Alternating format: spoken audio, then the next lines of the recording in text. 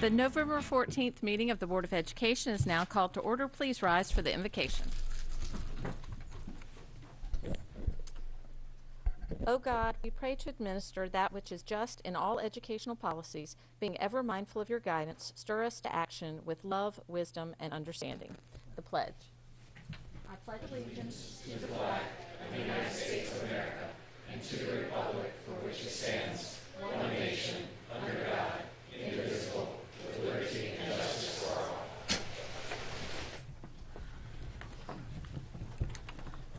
All right, welcome to this meeting of the Board of Education. This meeting is being televised live on AACPS TV and live streamed on the internet. General information and protocols for the meeting are posted on the sign by the doorway as you enter the room, so please make sure you read those if you have not already. Item 2.03 is approval of the minutes. And if there are no corrections, we will have them stand as written. Item 2.04 is establish agenda order, and the agenda stands as written.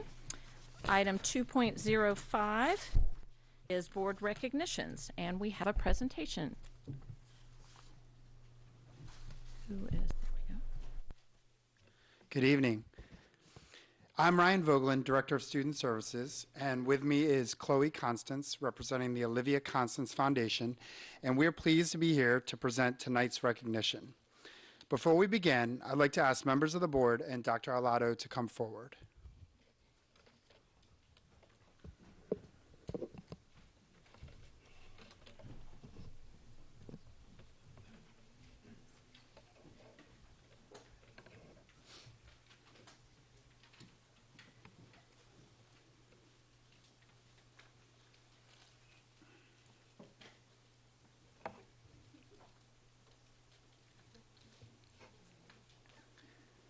Members of the board and Dr. Arlato, the Olivia Constance Foundation is more than a partner within Arundel County Public Schools.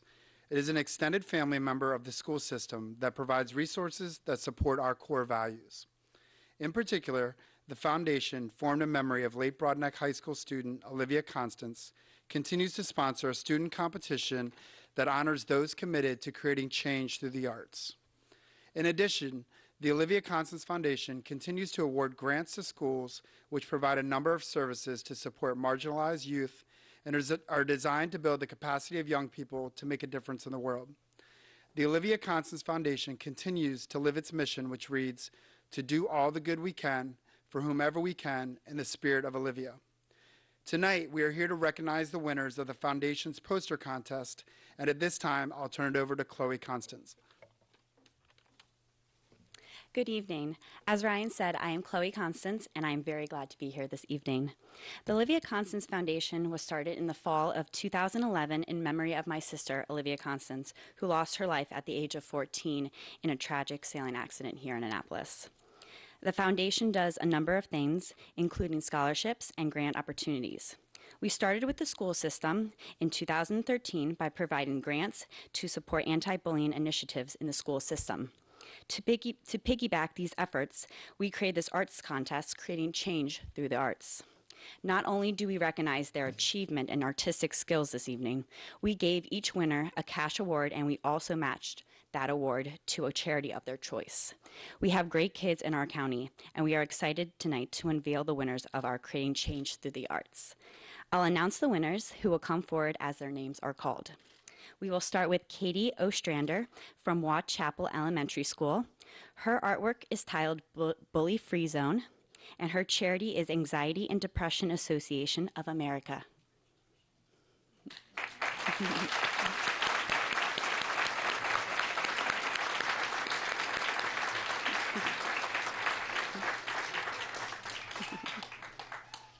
And next we have Elizabeth Mazer from Severn River Middle School.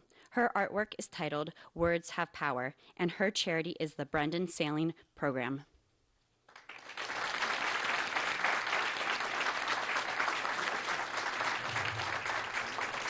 Thank you.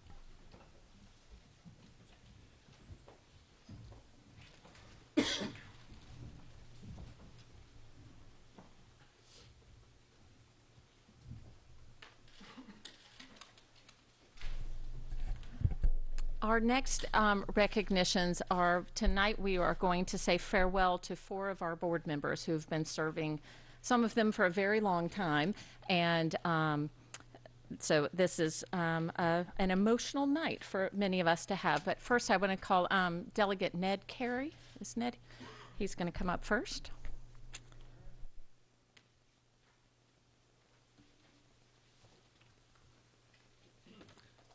Good evening, Madam Vice President, or President, Mr. Vice President, Mr. Superintendent. As I've said many times before, it's weird being on this side of the aisle, and I'm probably a little bit nervous, like you, Miss Nalley.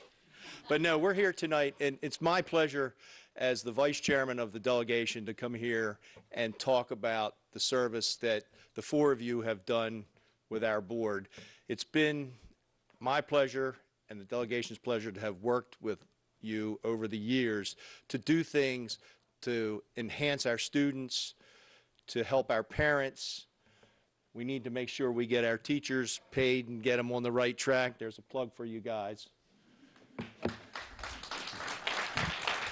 And I know that we're all together going to work hard to do that.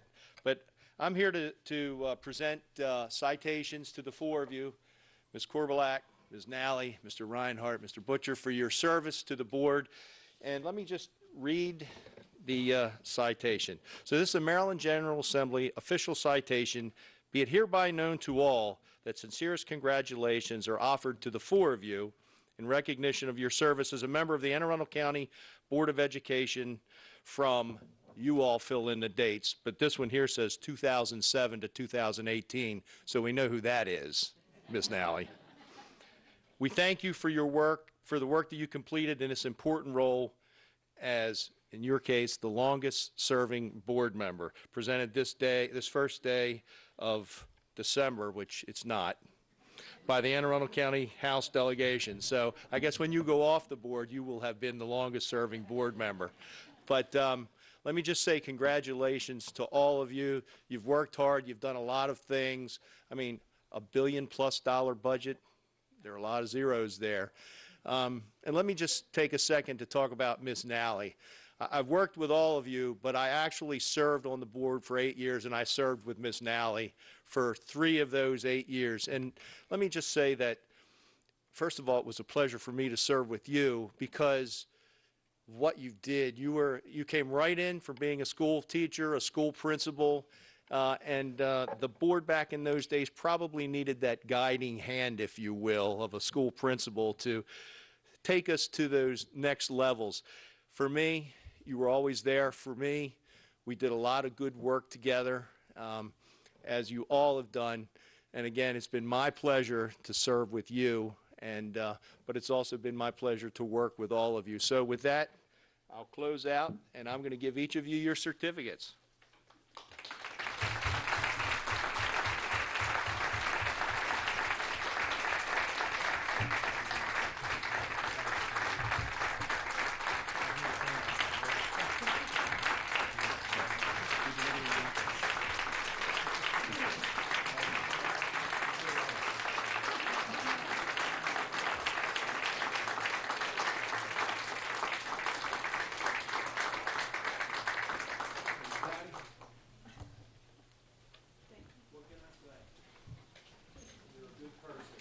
Glad to have served with you. Thank you, Nick. Thank you. Thank you. So as we say farewell, so I will start with Sidney Butcher. Sidney has been with us the shortest amount of time, but during his time here, he has made a significant impact. He has, his experience in the law and his perspective has often raised questions and brought things to the forefront that we hadn't thought of, and we've greatly valued I greatly valued his input and insight during his time here, and I wish very much that he was going to stay on longer because I think he's been an incredible addition to the board and would have just continued that. So Sidney, I want to thank you very much for your time that you've served with us here, and wish you the best, and we will still be calling on you. Don't worry, we're not letting you leave.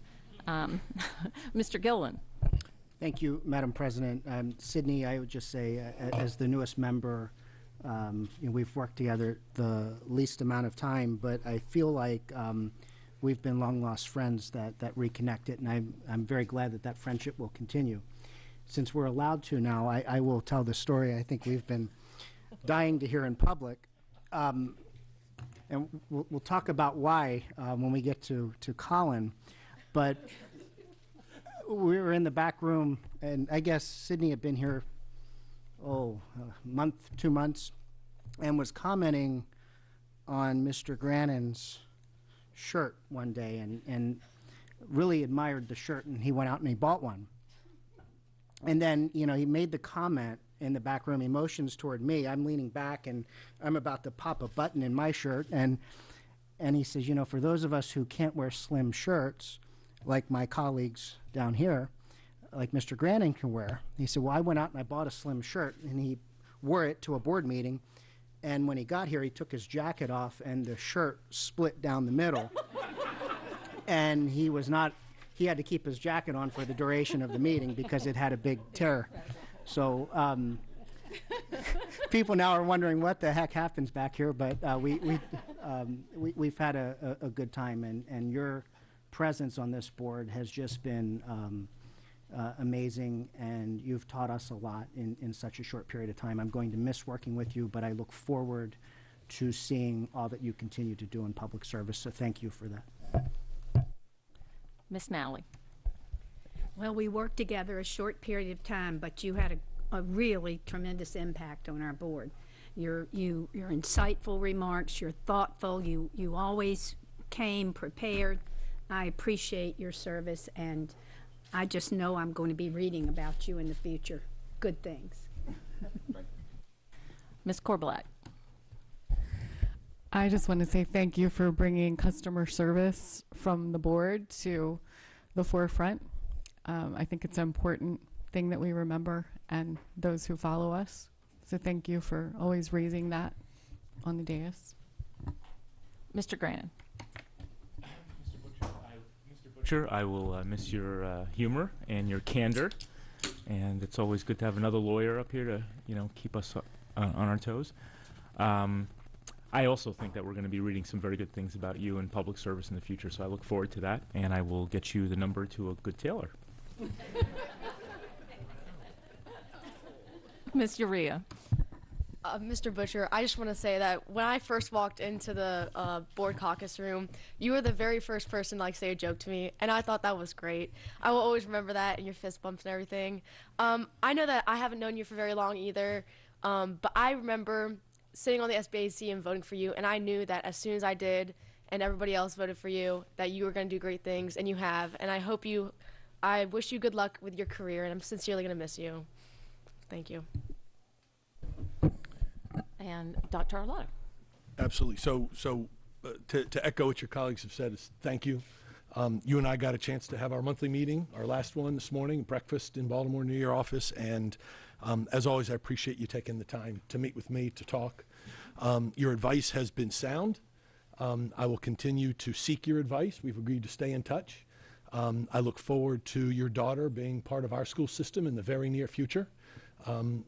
She is growing quickly, as we know, and she will soon be with us in the school system. We're looking forward to that. But thank you for your sound advice. Thank you for challenging me each time we met and at these board meetings and in the back room so that I can get better at serving our families and serving our students. So thanks for the work.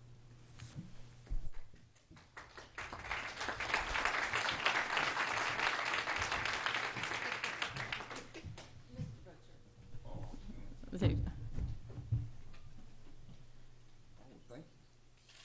For the new office. Thank you. Thank you. Thank you.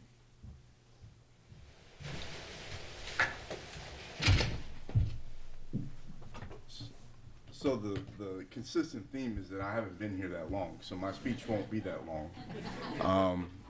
I wish my wife could hear this. She doesn't think anybody says anything nice about me. She would agree with everyone that's said I'm fat, so I hear that quite a bit. You know, a lot of times with change, it can be a little bittersweet. I've kind of reflected on this for a little while. Candace Antoine, who's going to be the District 1 rep, I've had an opportunity to meet with her quite extensively. I got to see her in the community. She's been a strong advocate for her PTSA over at Meade. And I know just from my experience that I knew very little when I came onto the job. I obviously feel like I know way more today than I did on that first day. But what I cannot, it's just something that you can't necessarily capture when I've had an opportunity to speak with her, and that's her passion for school, for the kids, for the public school system. So I do think that while most of the new board members are going to have a steep learning curve, you can't, manufacture passion, and she's going to bring the passion to at least the District 1 seat. So I'm pretty excited to see what she's going to be capable of, especially because she'll have a 6-year term. And so I think at least District 1 is really in good hands. One of the main reasons why I chose to move from Kansas to Maryland was that I wanted to work in an environment where black men and boys were being detained or sent to jail. I wanted to work as a prosecutor within the system to see if I could affect change. That was a similar approach that I took with trying to fill this vacancy on the board. As you've heard, my wife and I live in this county, and obviously we plan to send our daughter to public schools. So we used this as an opportunity to kind of see what was happening behind the curtain. And I feel very comfortable and confident that I know that my daughter is going to get one of the best educations that you can get in the state of Maryland by being a student in the Anne Arundel County Public School System. It's not lost on me that the month that I was sworn in, we had a school shooting in Florida, and the first meeting, maybe the second meeting in March, we actually had a school shooting here in Maryland. And the trauma that those students and the families and the teachers that were infected and involved in that is something that's unimaginable, something that hopefully we don't have to deal with here in the Anne Arundel County Public School System. But just as important, if not more important, is that within the community we have a lot of students that are affected by trauma in their daily lives with what's happening in their home, in their environments. And we're seeing some of those issues spill into our schools, whether it's racial, whether it's acts of violence, things of that nature. It's not lost on me that we still have a long way to go, but it's not a school problem per se, it's a community problem. People bring their issues to the school, and the school is almost like the last line of defense to try to help our kids. So moving forward, I know Dr. Alato and your staff has just been phenomenal. It's been great to see the people that are really working behind the scenes to make sure that everything goes well. And when I look out at the administrators out there, you guys have a tough job. You do a hell of a job, and I hope you just keep continuing the fight. So with that, I just want to say thank you, definitely to my fellow board members. It's been a great experience. I've really enjoyed this opportunity. I would challenge everyone in the community, no matter what your role is.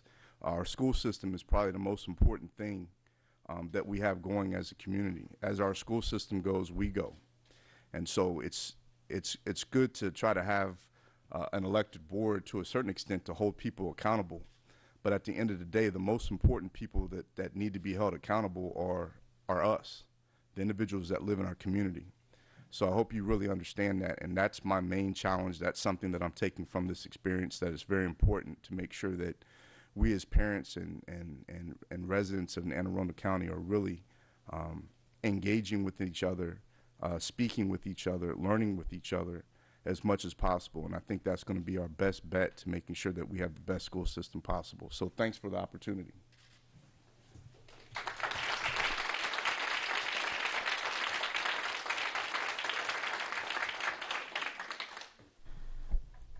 Next, we will say farewell to Colin Reinhard. Colin has also been an extremely valuable voice on the board because he was very recently in the classroom and in the schools. And so to bring in that perspective from the teacher standpoint and as a parent to have there to share with us the things that are really happening on the ground from a very recent viewpoint has been invaluable. He has asked questions and raised issues around teacher workload and teacher compensation and things that he knows from that perspective, and it's been incredibly enriching for the board.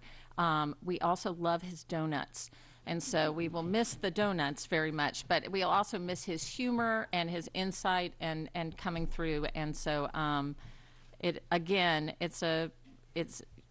you've made an amazing contribution to the board during your time here, and I have no doubt that we will still be utilizing you within the school system in some way, because you're too sharp and too caring about our students for us to let you get away in any way. So, Mr. Gilleland.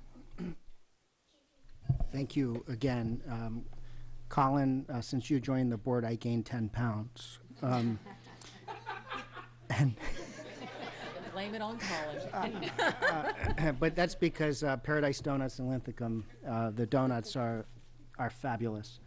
I appreciate, as Julie said, your sense of humor. I think what you've brought here is the fact that we take our work seriously, but we can't always and should not always take ourselves seriously. And we need to laugh at times, because the work requires laughter to get through it sometimes. You being a teacher voice has been instrumental to our success, but for me personally, I don't live in Linthicum anymore, but Linthicum will always be home for me. And what you've done and what you've continued to do to help that community, not just here, but more broadly as a small business owner and just a voice in LSIA and elsewhere in Linthicum, means a lot. So thank you for all that you've done here and all that you do throughout the community, and keep the donuts coming. Thank you. Ms. Nalley. Colin, I have really enjoyed my service with you. Again, I want to echo my colleagues talking about your humor, all that you brought, but you did bring a insight from the recent classroom experience, and oftentimes when we were debating or talking about, you came in with such wonderful, insightful, true down-to-earth kinds of things that helped us make our decisions good for teachers. And I thank you for your advocacy. You're a wonderful father, you're a wonderful business owner, and I think we're going to see more of you in the future. Thanks. Ms. Korbelak. I'll say ditto, but we very much love your humor and your donuts and your analytical mind and your voice for our teachers. Thank you. Ms. Urrea. So obviously the trend is your donuts, but when I first came on the board and I saw everybody, you really stood out, Mr. Reinhard, because your passion, like when we did the school tours and everything, every room you went into, you lit up when you saw students. And I've never seen so much passion from you, and the way you speak about like wanting to help every single child and just make sure that everybody, no matter what, is able to follow their dreams as a student is really inspiring. And what you're doing with your donut shop is amazing with those students and everything. So I hope you just continue that and really just spread your inspiration in your community. Thank you. So, Colin, I want to go on record as stating very clearly for the public that there's more to you than donuts. And I believe that wholeheartedly. I think the theme beyond donuts is perspective. And so what you brought to the board was that teacher's perspective, that DC's perspective, that time you've spent in central office, the time you spend in multiple school districts is perspective, your perspective as a small business owner, as a member of the community, and most importantly, as a dad. And all of those were critical to helping us and helping your colleagues make really sound decisions on behalf of children. And when we think of all means all, I think a lot of you, because as Josie has said, that's a key part of who you are, more than donuts, is the all means all, and that's really important. I do want to thank you as I watched you the last couple of years, not only interacting with your colleagues, but folks from around the state and around the country, where I got to see you interact and kind of stand back and watch you at MABE, with your colleagues and stand back and watch you interact with folks from around the country and really look for deeper knowledge to bring back to us to make us better as you went to these conferences. And that was really impressive as I stood back and watched that, because we would sort of get together in the evenings at the end of these conferences and you would share the things that you had heard from different parts of the country, and that's really rewarding for us. That really helps us, helps me get better. And so I appreciate everything you've brought to us. And I am better at what I do now. We are a better school system because of your input and your dedication, and we thank you for that. And with that, I have a plaque for you also.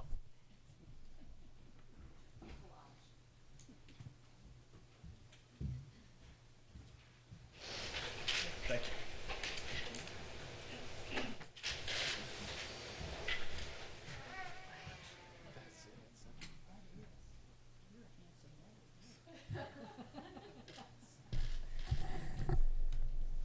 I have to say, with my radio voice, I'm maybe I am ready for TV. I don't know. It also points out my hair loss. That's okay. Thanks. Well, we've got the tissue box up here. I think I'll be all right. So the lawyers have told me that I can't talk about my donut business while I'm on official school board time. But I will tell you that everything that we do as a family is to support our community, whether it is just our neighbors and our students right there in town, all the way to my wife, who helps support our nation's war fighters around the world and keeping them safe. Our commitment as a family is to community in whatever we do. I'd like to personally thank my family, especially my wife Melissa, for giving me this opportunity. We have two very active children, very hyperactive children, who are engaged in all sorts of activities in school, and without her support, we wouldn't be able to just to keep our family running strong. So I appreciate, and she can't be here with us this evening because she is chauffeuring my kids to club soccer and club swimming this evening. So I do appreciate that. When I joined the board 15 months ago, it was reluctantly. We just started our new business. Our kids were just finally getting settled into the routine of elementary school, and even with all of that, there was something missing when I woke up each morning. When I was in the classroom, when I was here at Reba, when I was in Rockville working with Montgomery County, every morning I'd wake up with a sense of purpose that what I would do and what we would do as a system that day was going to be better for children, and would bring about the change in them that would push our country forward. And it's true, you got to get up and make the donuts, but the sense of purpose that you're making a difference can only come from doing this sort of job where you're working directly with children, and you are impacting their future. And when this opportunity came up, and some local community leaders approached me about throwing my hat in the ring, I couldn't have done it without their support and their encouragement, and I couldn't have done it without Josie's vote. She helped get me. I think I saw Miss Pickard. She's here too. Thanks for your vote. And so we're here. And since that first day when I was sworn in downtown, I woke up with that sense of purpose again. You jump out of bed with both feet on the ground. I run over. I'm excited to see what Bob sent me from the latest news articles. What are we going to do to change the world today? You only get out of this position what you put into it. I know that's trite, but the more you are willing to learn, the more time you're willing to take to get to know your constituents, the more time that you're willing to take to get your body into schools and to see what's really happening on the ground and to collect those facts and observations for yourself so you can make an informed decision, that's going to make you the best board member that you can be. Now, I only had 15 months, and I tried to cram as much as possible, and you know how I like to ask questions because I want to learn as much as possible in the time that I have here. I encourage all of our newly elected board members to approach this with an open mind and an insatiable curiosity to learn how every aspect of this system works. I know that we for some of them, they have a steep learning curve, perhaps not having children in the system, perhaps not working in the system, and there is so much to learn, even for someone who's been involved in education for 15 years now. There's so much to learn every turn. So get that budget book, read every single page, read every single line, get the MGT study, read every single page, every single line, find out, according to Dr. Arlotto's contract, who you can talk to, and ask them questions. And the more you learn, the more the better. It's just going to make you more effective. So I could ramble for quite a while, but I appreciate everyone's comments about all means all. I've never wanted to work in a school that was monochromatic. I've never wanted to work in a school where every student looked like me. Those schools are boring. The schools that are exciting and have perspectives are those where children come from all backgrounds, where you're working in a little United Nations, and they're coming from all around the world and speak all different languages and have those different perspectives and make that classroom experience so rich and so exciting. And that's why I got a gift for everybody. I went around to every Barnes & Noble in 50-mile radius here. And I've got everybody here on the board a copy of The Day You Begin by Jacqueline Woodson. If you're not familiar with this book, you need to be familiar with this book. This is just wonderful, and art by Rafael Lopez. This is an amazing book, and I'm giving it to everyone just to remind them, if they're staying here on the board, what they're doing here and who they're doing it for. And for those who are leaving with me today, what our service has been all about. Just without spoiling it, the powerful message here is share your story. It doesn't matter what you think of yourself or where you came from. Your story is important. And when you share your story, you will find that you have connections with others that you never would have expected, but you just have to open up. And I hope that all of our new board members, I have a copy for them too, and I hope that all of our new board members come to the board with that same excitement to share their story. Stop, Diane. Stop it. To open up and share your story and find those connections. You're not an island. You may have come to you may have been chosen by your district, but once you sit on this dais, you're here for all children. So just pass these down. Got something for everybody.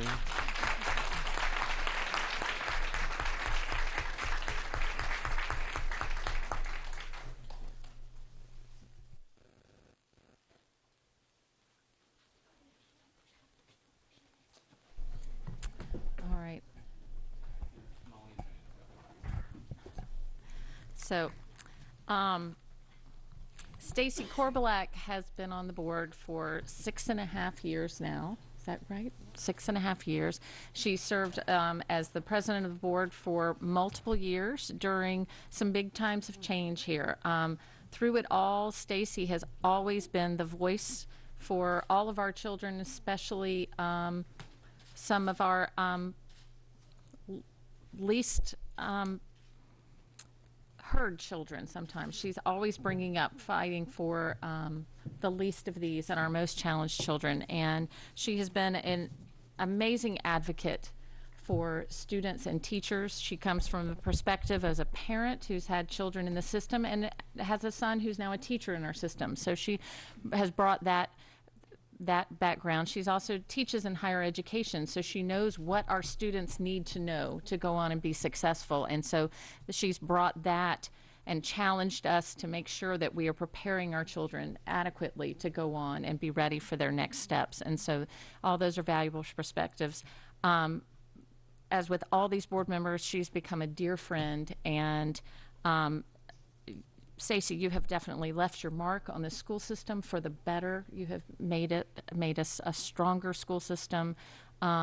I know that you have given countless hours tirelessly to serving the children and the employees of the school system, and just, I thank you very much. Mr. Gilleland. Thank you, Madam President. Stacy, well, she's about to lose it now. She's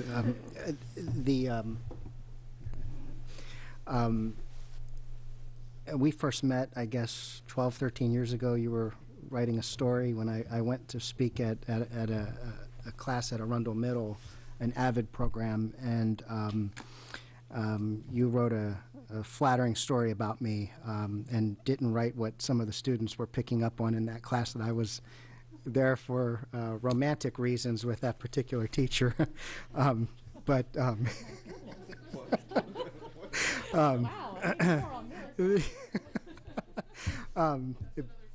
That's another story for another day. That class, that taught me about you, and that taught me a lot about the AVID program. Fast forward, and you know, we're in here now, and you were my first president when I joined the board, and I learned a lot from you, from an HR perspective especially, and I appreciate that. I also want to thank you for what you taught me just about teaching in general, and I know we share the same pet peeve with regard to our students. You know, when we see them once a week or twice a week, and our pet peeve is when our students come up and say, did I miss anything important last week, when they're not in class. And you know, I know we've shared a lot of laughter around that. So I can't thank you enough for the service that you've had here, as well as the footprint and the legacy you're leaving. So thank you and all the best. Just a minute before I was on the board, when Stacy first came on the board, I was a parent who was active in the community and came out of things. And Stacy, in one of her first months on the board, called me and said, can we meet for coffee, because she wanted to hear from active parents who are out there. And that impressed me so much, and I've tried to model that as well, to really reach out and to have the people. So that perspective, as Colin said, we need to be out in our community and hearing from people that were there. And so Stacy has always set a wonderful example in that regard. Miss Nalley. I hope I can get through this. Stacy and I have worked really closely together. There have been so many important things that we've done. One of the first, hiring the superintendent. That superintendent search was a new thing for us, and Stacy, with her background in HR, we sat down and we met with folks all over. Really worked hard with another board member, Kevin Jackson, and it was really a strong, one of the best superintendent searches, I think, and we've worked on many other things, and I've learned so much from her. She is a great listener. She has been an advocate for this school system. I know we haven't heard the last of Stacy, and I appreciate her friendship. She and Matt have been wonderful. It's been a pleasure to serve with you. And I can't keep talking, but. Mr. Grannon. Well, I think Patty's going to be an impossible act to follow, so I'm not going to try with that level of emotion. But I am going to say that, and I hope this is taken by everyone in the spirit with which I intend it. Not one of the board members that I have met in my time here, including myself, has impressed me with the level of open-mindedness that you have. You have the most open mind of any person I've worked with up here, and I've seen you change your mind on tough issues, and that's a really impressive thing. And maybe even more impressive that you changed my mind on issues and changed my positions. And so you've undoubtedly left a mark on the system, but you have left a mark on me, and you're leaving with just the highest respect that I could have for a colleague. Miss Urrea. Miss Korbelak, I remember when I was a middle schooler speaking right there and like seeing you up here, and just since then I've seen how much you do for the school system, and over this last couple months, getting to know you and getting close to you. I know how much dedication you have and love you have for the school system. And as Miss Nalley said, you've done so much, and you've definitely left a mark on not only me, but I know all of Crask looks up to you so much, and how much students do see what you're doing. And you definitely deserve a massage after all this, so you should definitely go get one. Thank you. Mr. Reinhard. Thank you, Madam President. So I know I could echo a lot of the compliments that folks have been offering you today, but I appreciate everything you've done in these last 15 months to help me get up to speed so rapidly. Your willingness to talk with me and answer questions and lean across the table, and let me read the fine print that I may have missed in one of my compelling arguments. So I do appreciate that. And I know that a picture surfaced of us on our junket in San Antonio on one of the river cruises. But for the record, we did talk about schools the entire time because that's just how passionate we are. And I thank you for laughing at my jokes, and I appreciate just you being ready to listen when any of us have a concern and have that experience. You've just had a very broad background in everything that you've been through and those perspectives that you bring. And I especially enjoyed seeing a friendly face at the Ramadan dinner. And that was my first Ramadan dinner. And seeing you there and hearing what we'd be expecting and getting introduced to a lot of the folks who were there just made that a lot more comfortable and extremely enjoyable, and hopefully I can sneak back to one of those with you next year. So, thank you.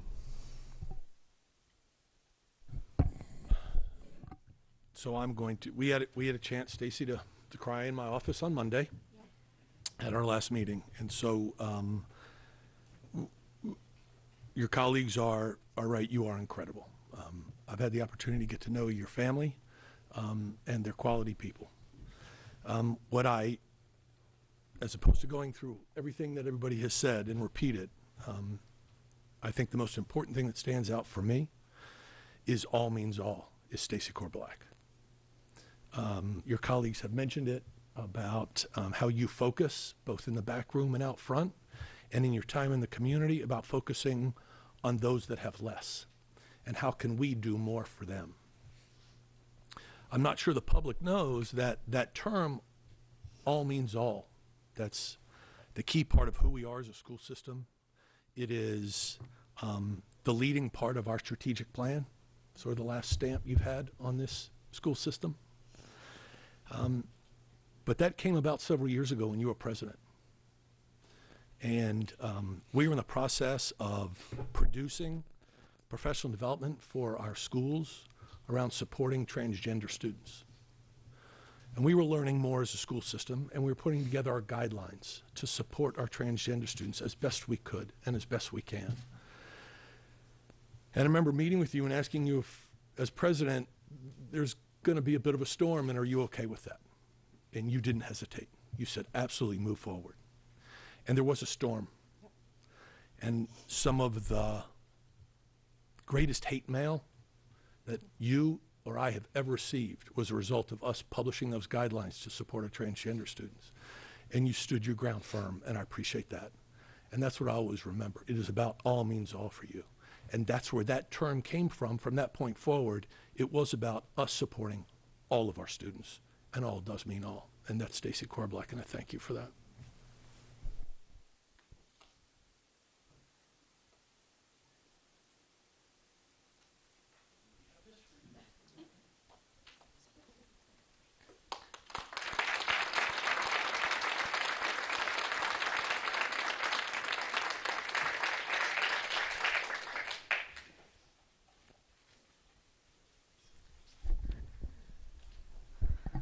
I was going to try to do this without Kleenex, but I didn't make it.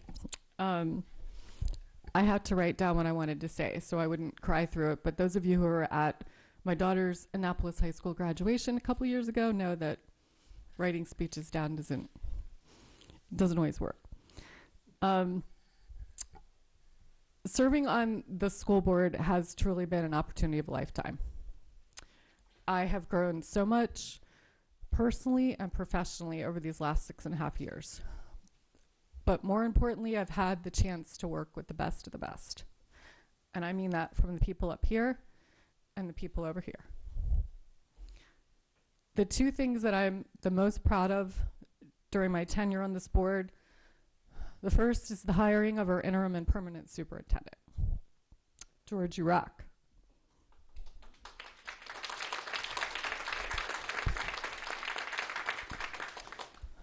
The second is the rebuilding of relationships between the school board and the superintendent, the county executive, the county council, our 4 unions, and our state delegation. Those relationships were either non-existent or they were completely dysfunctional when I got here in 2012. Julie mentioned coffee. We broke a lot of bread to get to where we are today. I loved getting to know each and every one of you as people. Our elected and union officials take a lot of heat, but I know they care about our county and they care about our school system. Thank you guys for serving with me.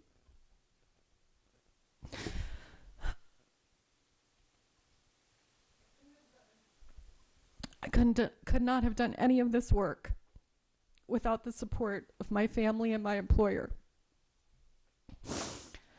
I want to first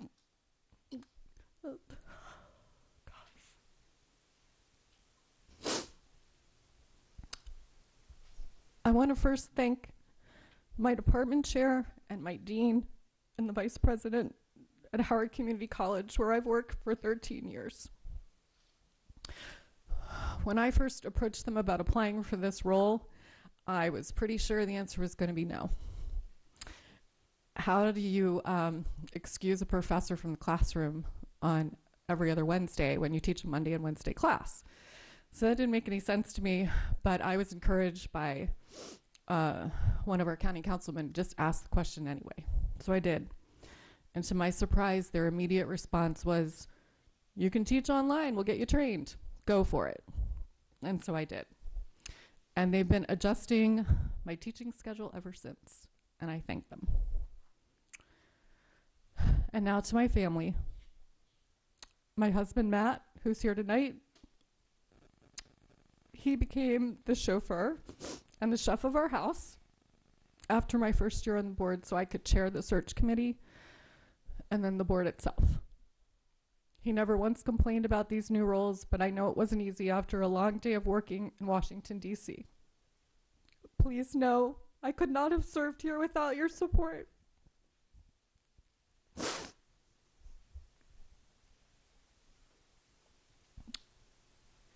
And to my 4 children,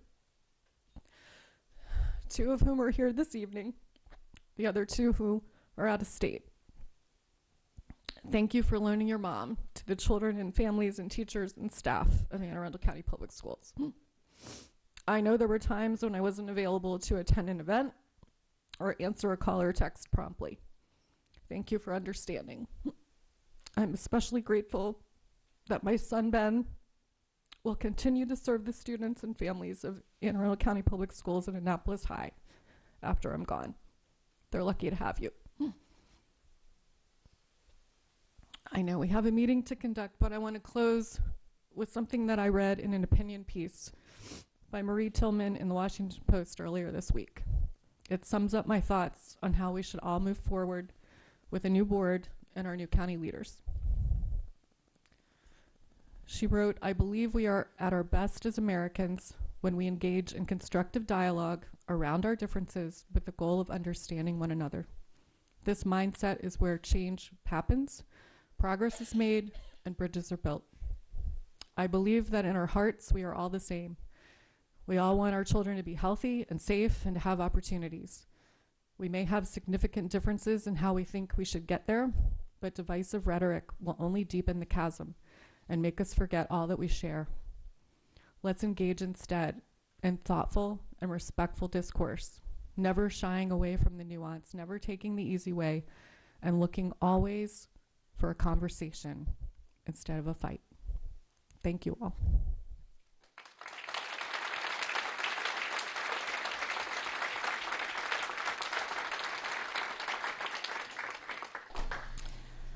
And last but certainly not least is the super Southern belle, Miss Patty Nalley. Back several years ago at our board retreat, we did an exercise called Strength Finder, and you fill out these things and then they tell you what your different strengths are. And Patty came out as her number one was called woo. And woo means the person who comes in and says, woo, let's get things going. And that is Patty Nalley, always. She is the woo to the board. She can use that Southern charm to bring people around, to smooth things over, to keep things going. She has served children and this county for 40 years as a teacher, as a principal, and as a board member. Her insight and experience were invaluable for the past decade, plus 12 years. Are we 12 years now? 11.5, but who's counting? And so she has been a wonderful mentor and example for me. She has been an unshakable voice for children. I can remember long before I was on the board coming to a board meeting and something came out. There was a developer who wanted to build something that would take away the playground at a school, at Annapolis Elementary, and Patty sat here and smiled as she listened to them, and then when it got done she said, I just can't see how that helps children in any way whatsoever.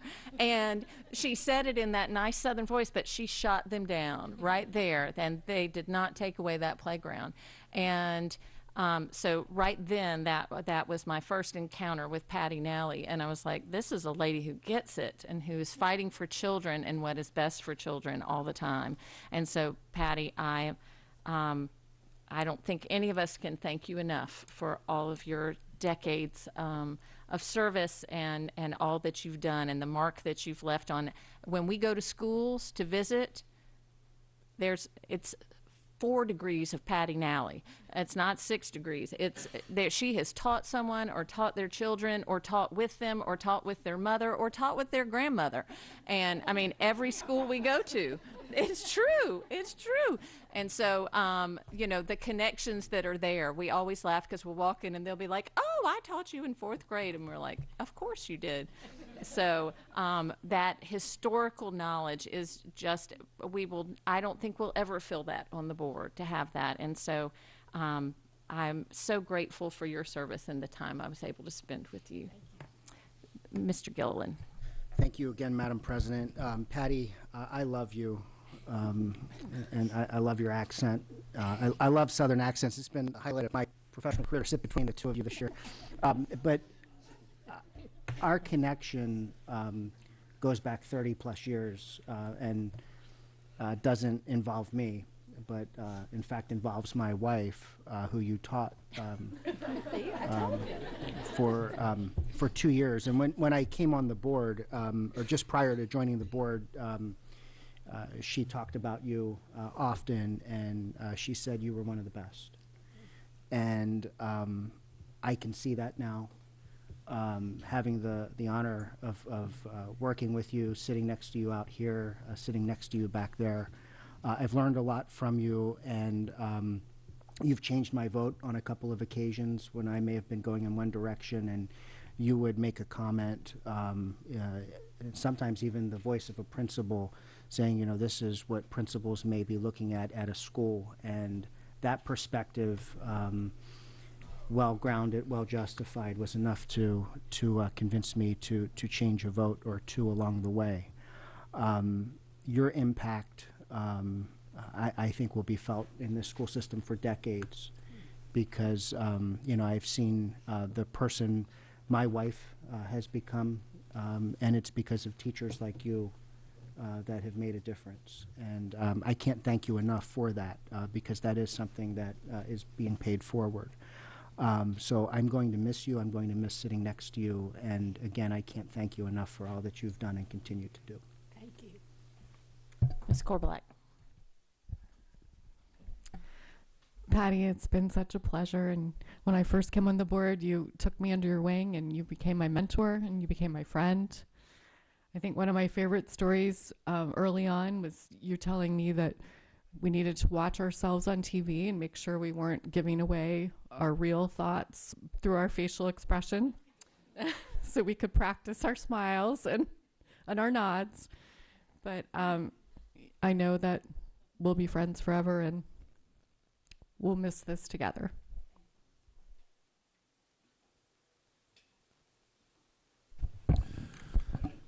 I don't even know where to begin.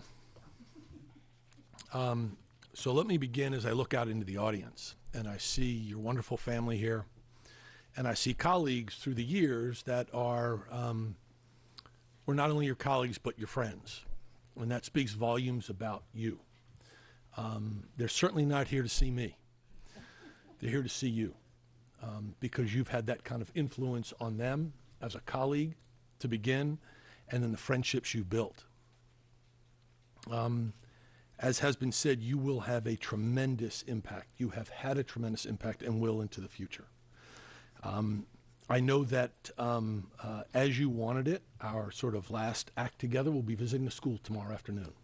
That you wanted to make sure after this meeting that you got out to see one more school and visit our children. You know that you're welcome at any time, and we'll be conducting interviews for principalships soon. So in case you're interested in coming back to a school, we might be able to talk you into it. But I thank you for your sound advice.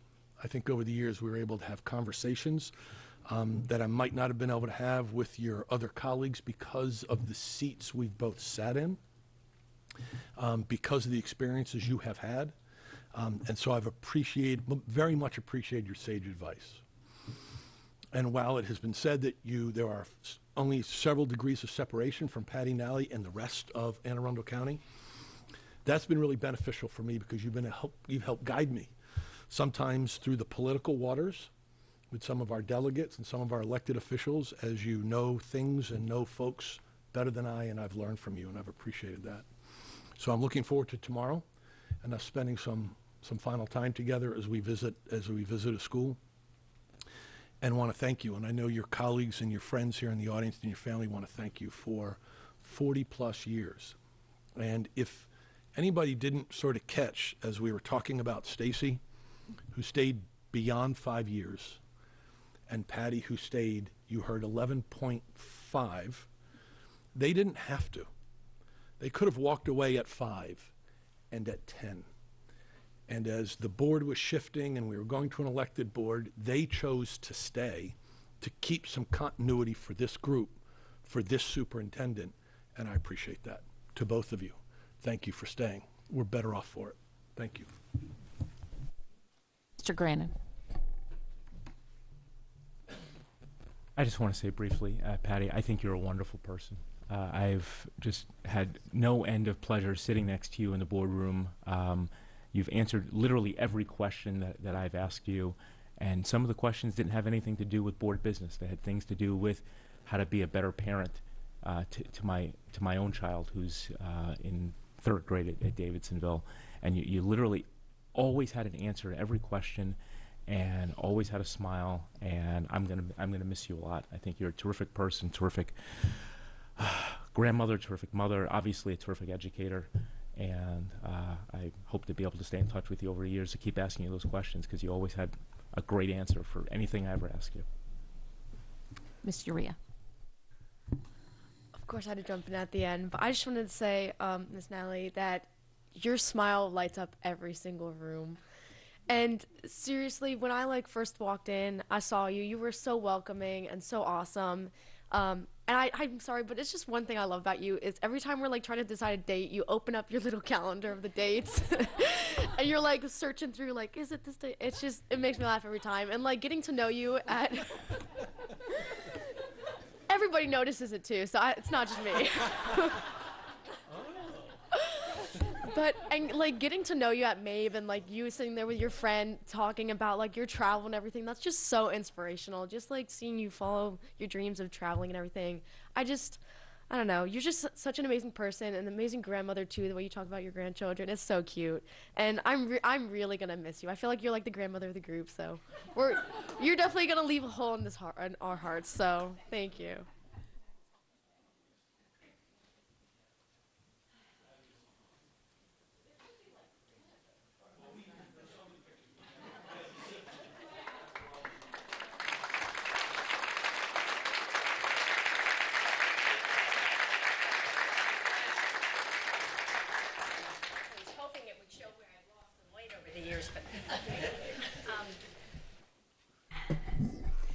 Well, I had to write my remarks. Thank you so much. In 2007, I retired as principal at Davidsonville Elementary and was appointed to the Board of Education. My main reason for applying for the board was to have the voice of an educator serving to make decisions for our school community. My service to Anne Arundel County Public Schools began in 1970. Since that time, I've worked with 8 superintendents as a teacher, assistant principal, principal, and board member. Many changes have occurred, to name a few: population growth, diversity of students and staff, programs of choice, charter contract schools, increase of blue ribbon schools and green schools. Also, the revitalization, replacement, or modernization of multiple schools. During my tenure, I was honored to serve as board vice president for 3 years and president for 2 years and serve on numerous committees. As a leadership project for MABE, I worked with staff to write the first Board of Education handbook. I appreciated being named to the Maryland Senior Citizens Hall of Fame by the Anne Arundel County Retired School Personnel Association and serving on the Maryland Hall for Creative Arts Board of Directors for 8 years. It was an honor to be featured in What's Up Annapolis magazine as one of the women who had made a difference in stepping out for education. I'm a member of the Severn Town Club and served as Hollyball chair, raising money for scholarships for scholars to provide scholarships for many deserving students. None of my accomplishments were done alone. I want to recognize some of you here who have had a great impact on me. First, I want to recognize my family. My son Matt is here. Just stand up, Matt, and my 4 grandchildren. Stand up. There they are. And their mother, Margaret, who was, I think, Bo was 4 days old when she came to vote for me at the school board, nominating 11 years ago, 11 and a half. My daughter, Meg Evans, who is not here, Meg Evans Hayden, and her children, Ryder and Josie May, wish they could be here. My husband, Bill Nalley, passed away in 2013. He was such a supporter, and his son Chris is here. He's the teacher at Southern High School. I have to tell a quick story. My husband Bill and his good friends, our good friends Dee and Sandy Murray, who are here, took a video of me my first time when I was going to running for the school board, and they critiqued me when we got home. And I will tell you, I hated every minute of it, but they said I was too nice, that I needed to be more firm and stand, you know, that was something. Thank you, Dee and Sandy. I want to recognize my dear sister-in-law and best friend, Lucy Kay Weaver, who has been with me through thick and thin. We met in 1965 and have been best friends ever since. And she's my travel buddy. And it's really been wonderful. And I do have to mention briefly my mom, Margaret Evans Bell, who passed away in 2015 at 98. She was the only person who repeatedly said I was perfect from the day I was born. Some of you remember she cooked Hershey bar pound cakes, made delicious cheese grits for my faculty and friends. And when I got on the board, she was so proud, and I was president, and she would watch board meeting after board meeting. Well, she had a little dementia, and she didn't realize that they they loop and the same meeting repeats. She called me and said, "We've got to go shopping. You're wearing the same outfit." Every board meeting. I said, "No, Mom, they're repeating." She said, "Oh, no, you." I want to thank my friends who are here. If you'd stand up, raise your hand. These are all my friends there who were with me from the beginning, running for the board. Thank you so much. I really appreciate it. Former board members, Tricia Johnson. Tricia was PTA president at Davidsonville. She walked in, and everybody told me I better be careful because she was, she ran the school, and I was new principal.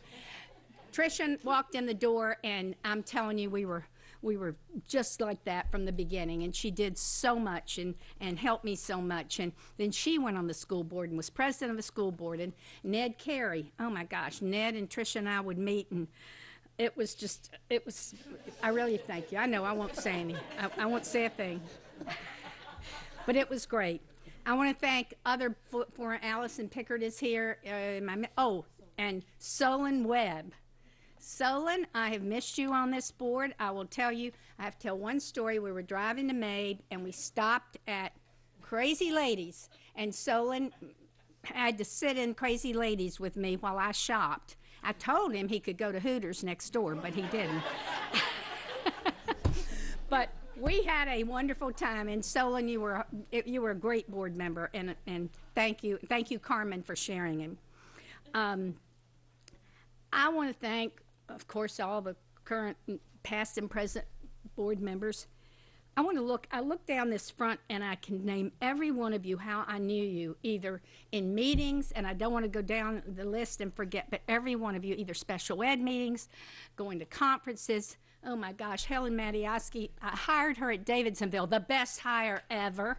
And look at her now. I look at all of you, and I want to just thank you for being such a wonderful team and support. Mary, I see you, and I still remember our special ed meeting with the Governor Mandel. Oh, nobody would believe that one. Another story. Anyway, we've all worked as a team. We've kept the needs of students at the front of our decisions. Thank you, Tyson Bennett, former board attorney, and thank Darren Burns, current board attorney, for providing our board with wonderful legal assistance. Molly Conley, executive assistant to the board, you're the glue that holds this board together. I can't thank you enough, and your assistant, Diane Howell.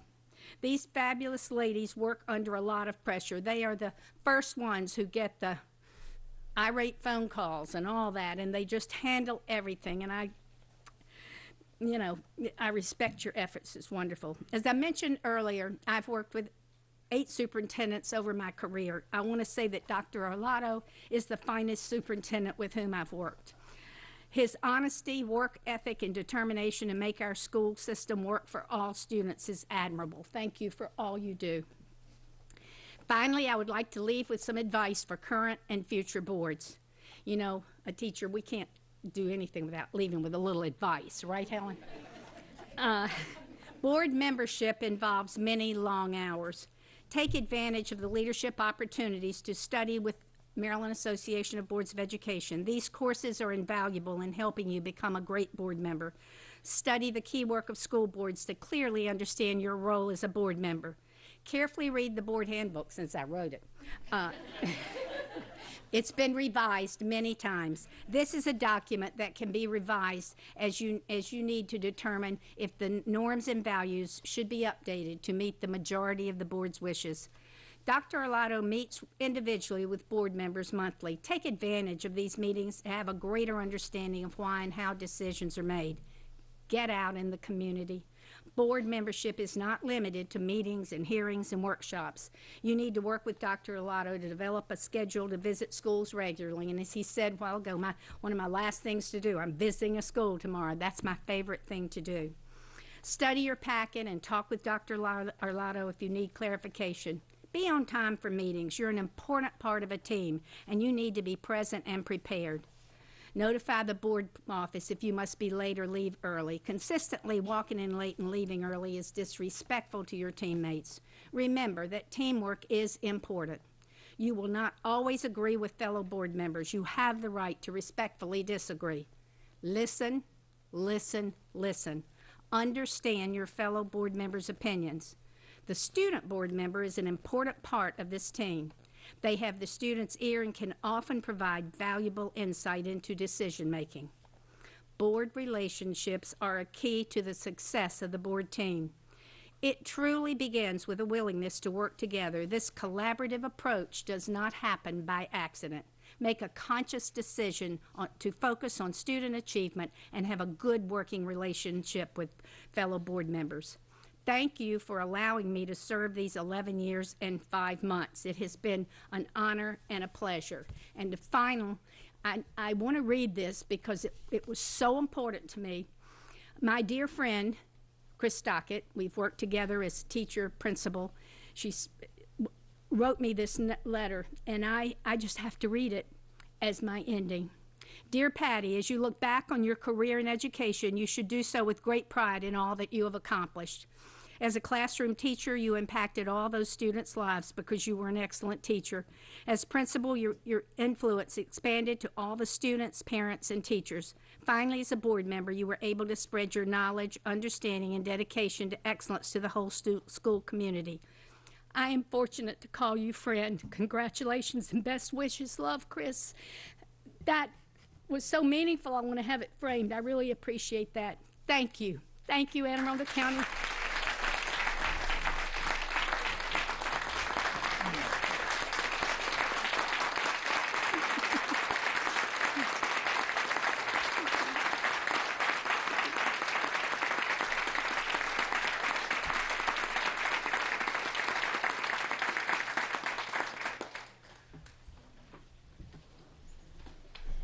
And before we move on to the next item, Solon Webb and Margaret Evans both were to come up and say something.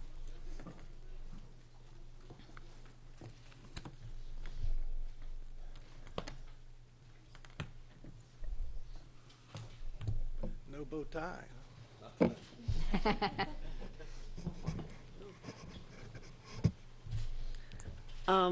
My name is Margaret Rose Evans, and tonight's sort of an end of an era for Patty. You know, 50 years in education, 40 plus in Anne Arundel County, and a number of years in Virginia and other states that I'm not even sure if anyone's even aware of. Patty has dedicated her life to children, not only our children, but to everyone's children. When I think about her mother, she mentioned it. She always did say, Patty is the sunshine of my life. And I thought about the children, and I wanted to read a poem that I wrote because I feel like Patty is the children's sunshine. Tonight is a night we honor Patty Nalley, a woman of courage, a woman of valor. She was elected to the school board in May of 2007. Bo was 4 days old, and now he's 11. She has spent her life serving children in schools across the Mid-Atlantic, dealing with situations that would cause most to become frantic, especially me. Dealing with situations that would cause, if you know Patty, you know she is a survivor at heart. She is relentless, tenacious, funny, and smart. Patty has been faced with many challenges in her life. Both personally and professionally, she can handle any strife. The characteristic that exemplifies Patty the most is her ability to be positive and smile at burnt toast. She looks for the sunshine in every child's heart, brings it to the surface, and finds what makes that child smart.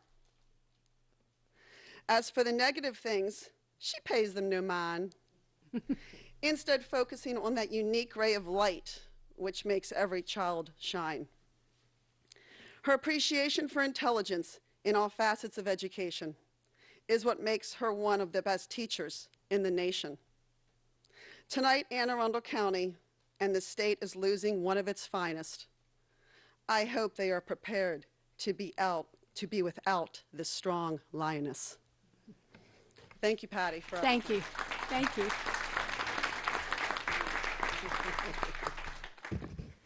This reminds me of when I was on the board, I never had much to say. And after hearing all the comments tonight, there's not much left to say.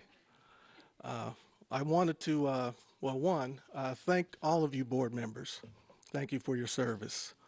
Especially the three lovely ladies of the four lovely ladies that are on the dais right now who I've had the pleasure and honor to work with. Stacy, I'm so happy you found your voice. And Patty, you've been my mentor and my friend, and you're all my buddies, and I'm sure we'll continue to do happy hours long after this is over. But Patty, I remember so many things that you taught me and showed me along the way, and I loved your southern genteelness. Even when you thought somebody was full of crap, you would say, God bless them. You know. Really, I wanted to speak to the fact that you guys have done so much over the span of your tenure on the board. I mean, when I came on the board, we were pretty much moving at a snail's pace, and Patty's just set a new standard. And she's passed that baton on, and it's gone better and better and better, and there's been so much improvement. And I think the new board members coming on board will find it elucidating and demanding, because there's still a lot to be done. I would say to the new board members coming on board, you're being left a fantastic school district with amazing staff, amazing teachers, and a very challenging and diverse student body. There's a lot of talent in that student body, a lot of gems among that student body, and this staff has worked very hard to bring out the best in all of them. So with that, I will end by thanking you all again. And I did buy booze for you, but I couldn't bring it on. So we'll talk about that later. And George, I came to see you too. Thank you very much.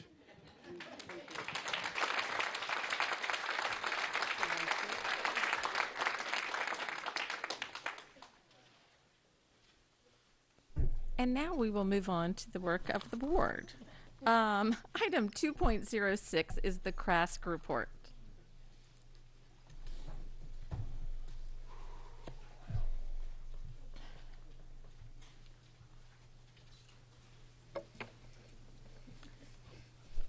Good evening, President Hummer, members of the board, and Dr. Arlotto. My name is Savannah Quick. I attend Northeast High School, and I'm Secretary of Education for CRASC. Yesterday, we hosted our first General Assembly for the year at Severn Park High School, which focused on connecting military-dependent students with their families, or communities.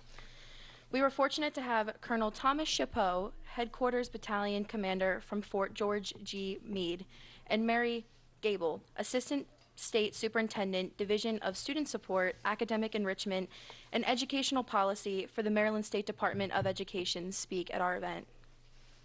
Military-dependent and non-military-dependent students took part in panel discussions, participated in Socratic seminars, pro-con debates, and made thank you cards and treat bags for Operation Welcome Home. We would like to thank Carol Chabani and Sarah Bonis, liaisons from Naval Support Annapolis and Fort Meade, for their support.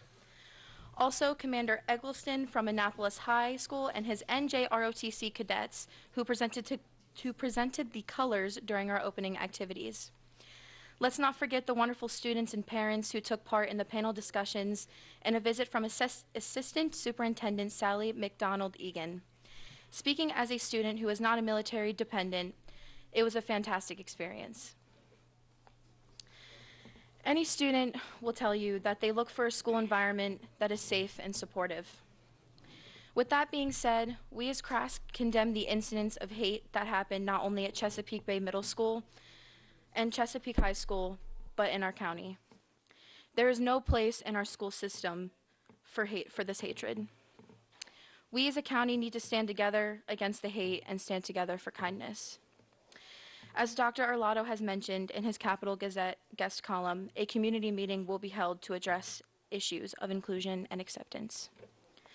I do want to make one thing clear. As stated by Dr. Arlotto, our schools have children in their care for approximately 19% of the week. We can do a lot in that time. What we can't do, however, is overcome what happens during the other 81% of the week. The elimination of discrimination in our buildings will not end if we do not have support of those at home. Parents, you must also do something if you wish to see a change. Election Day has recently passed, and with it came increased voter turnout. Seeing the youth out voting was exciting, and I want to congratulate all of our first-time voters. It's hard for me to believe, but Q2 is already underway. I can't wait to see all the amazing things our students achieve, and I appreciate the time to give you a quick update about what's happening in Crask. Thank you. Thank you, Savannah. That's great. Item 2.07 is the PTA report? No report. And no report. Okay. Item 2.08 is school and community highlights. Ms. Urrea. So last Friday, I had the wonderful opportunity to go to Crofton Middle School and participate and be a guest at the Veterans Day ceremony that they had. It was my first time ever going to not only that middle school, but that event. And it was wonderful. Just we got to see the colors presented. I got to see how just like walking into that room, I'm pretty sure it was the gym. Miss Jackson was there and a couple other people. Just the middle schoolers like lit up when they saw all the veterans come in. There were 2 World War II veterans, which were really amazing to get to meet, and it was an honor. It was great. And as Savannah just said, yesterday Crask had their first military General Assembly, actually. And we have been working with Miss Giovanni from NSA Annapolis for quite some time, and yesterday was very monumental for Crask because not only was that for our first General Assembly like that, but it's something that we really hope to continue and kind of General Assemblies like that, making sure that students not only get to expose different students in the county, but yesterday military students got to interact with students that have no connection to the military and don't even know really what it's like moving around. So it was really eye-opening, and we got great feedback from it. And then one other thing is, with the help of Diana and Molly, I have started this Mob Advisory Council, which is really a great opportunity, and our first meeting is December 14th, so I'm really excited to see what that's like. So yeah, that's just some updates. I know it's a lot. Thank you. One of the things that that we do well in this county is giving opportunities for parents to be involved and learn and ask questions and things. And so just in the past week, I was able to participate in some of our community outreach events. Our Special Ed Advisory Council had a meeting last week. There was a chat with the head of special education, just talking about the goals of special education, questions. There was a great crowd there at 3 hours that she spoke with us, and it was just a wonderful opportunity. I know a lot about special education from my background, and I learned a ton then. So that was a wonderful opportunity that was open to all of our parents, but especially geared toward our parents with children with special needs.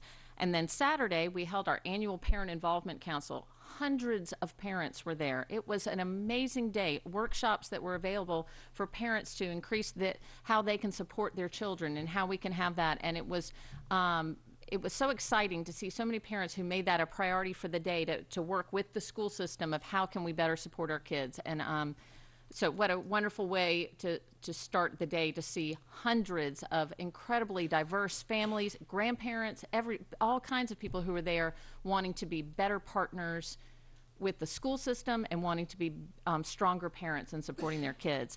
And then just on the local level, I attended a chat with the principal at one of my children's high schools on Friday, which is a great opportunity just to ask questions about what's going on in the school and find out what things that are going on. And I so appreciate that as a parent to get that small group interaction back and forth. So I encourage everyone who's out there to keep an eye on, Bob does a good job of sending out messages to us and telling us of things that are going on, and there's so many great opportunities out there for all of us as parents to learn more about the school system and ask questions and find out what's going on and what supports are available for everyone. So, and now Dr. Arlotto's superintendent's update. I have one update, but because I see Ms. Wilkerson here in the audience, I want to ask her to come forward because I don't want to steal her thunder. I was going to share some really exciting news. Ms. Wilkerson, if you'd come forward. She is the president of SAAC, which is the Secretary and Assistants Association of Anne Arundel County, and they have some exciting news that I was going to share, but since you're here, I'm going to let you have the microphone. Yes, ma'am. Thank you, and good evening, everyone. As Dr. Arlotto said, I am Helen Wilkerson, the president of the Secretary's Assistants Association of Anne Arundel County.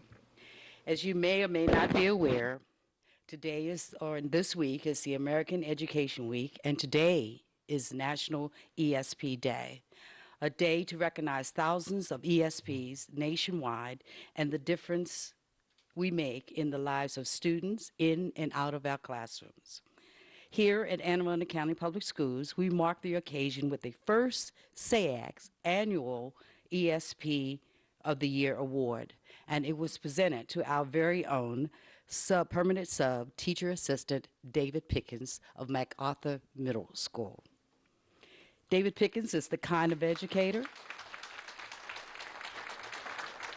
Thank you. David Pickens is the kind of educator every parent wants for their child and every school employee wants as a colleague. And just like hundreds of his fellow ESPs, Coach, as we call him, is an equal and essential part of the team responsible for nurturing the next generation of thinkers and leaders. Coach Pickens wasn't the only winner today. Hundreds of others also had a reason to cheer. SAAC's first ever ESP of the Year award coincides with the launch of the association's renewed commitment to bridge the gap between ESPs and the community. SAAC will kick off the effort of adopting MacArthur Middle School for the next year, supplying, sponsoring, and supporting activities and resources that supports the physical, mental, emotional, and social health of students and their families. With the launch of our outreach and engagement program, SAAC will work with businesses, nonprofit, and public figures to address these issues inside and out of the school. We thank you, Dr. Arlotto, for working with us and allowing us to have this prestigious award that we presented. And that's what we did today. Thank you. Thank you.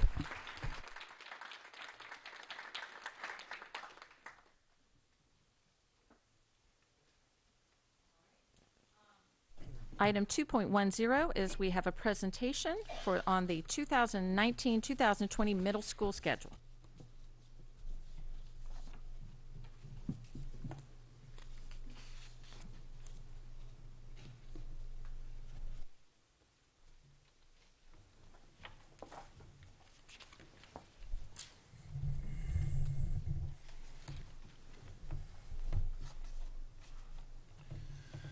Good evening, President Hummer, Vice President Gilleland, Dr. Arlotto, and all board members. My name is Christopher Morenzi. I'm principal at Crofton Middle School. And I'm George Lindley. I'm principal of Arundel Middle School. Our goal this evening is to share with you some of the changes that will occur in the middle school schedule model, and that will go into effect next year. After our brief presentation, we'll give you an opportunity to ask questions. We'll be happy to entertain any questions that you might have. One of the key things to know about this change is that we will be keeping the middle school schedule largely as it exists. Some of the key features of that model is that it is comprised of a 6-period day, 4 of which are the 4 core classes: language arts, math, social studies, and science. And then we have 2 elective, 2 encore classes, and those are 2 periods from which students may choose from a variety of electives. Middle school teachers are provided 2 planning periods, one of which is reserved for collaborative planning and professional development, the second of which allows them to have personal planning and grading and other ancillary tasks. The new model will focus mostly on the encore schedule rotation, the daily rotation.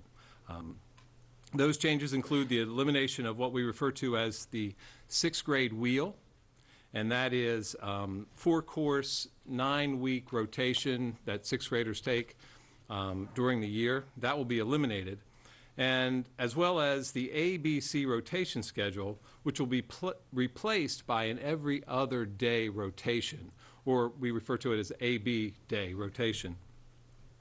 Under the ABC day rotation, there would be occasional weeks where a child would only have physical education once a week. So in that particular week. And in order to maintain as many exploratory options as possible, what we've done is we have some courses which will run only for one semester, and then other courses will run the entire year. This slide gives you a visual representation of how the encore offerings may look. As you can see, there are 4 encore slots with 2 encore periods and an A day and a B day. Each slot can be filled with either a year-long course or a single semester course. The chart in front of you shows the comparison of the number of encores our current model offers versus the proposed model. Currently in 6th grade, we have 2 models working in our middle schools. They allow students to take 6 to 7 encores in total, but students may be taking as many as 6 encores at any given semester. With the proposed model, 6th graders may take up to 7 encores, but will only have 4 at any given time. For 7th grade, the benefits are even more substantial. 7th graders move from having only 5 options for encores to having as many as 7, again, with no more than 4 during a given semester. 8th grade is a little more complex. The number of encores is and will be dependent on whether or not a student is taking a foreign language.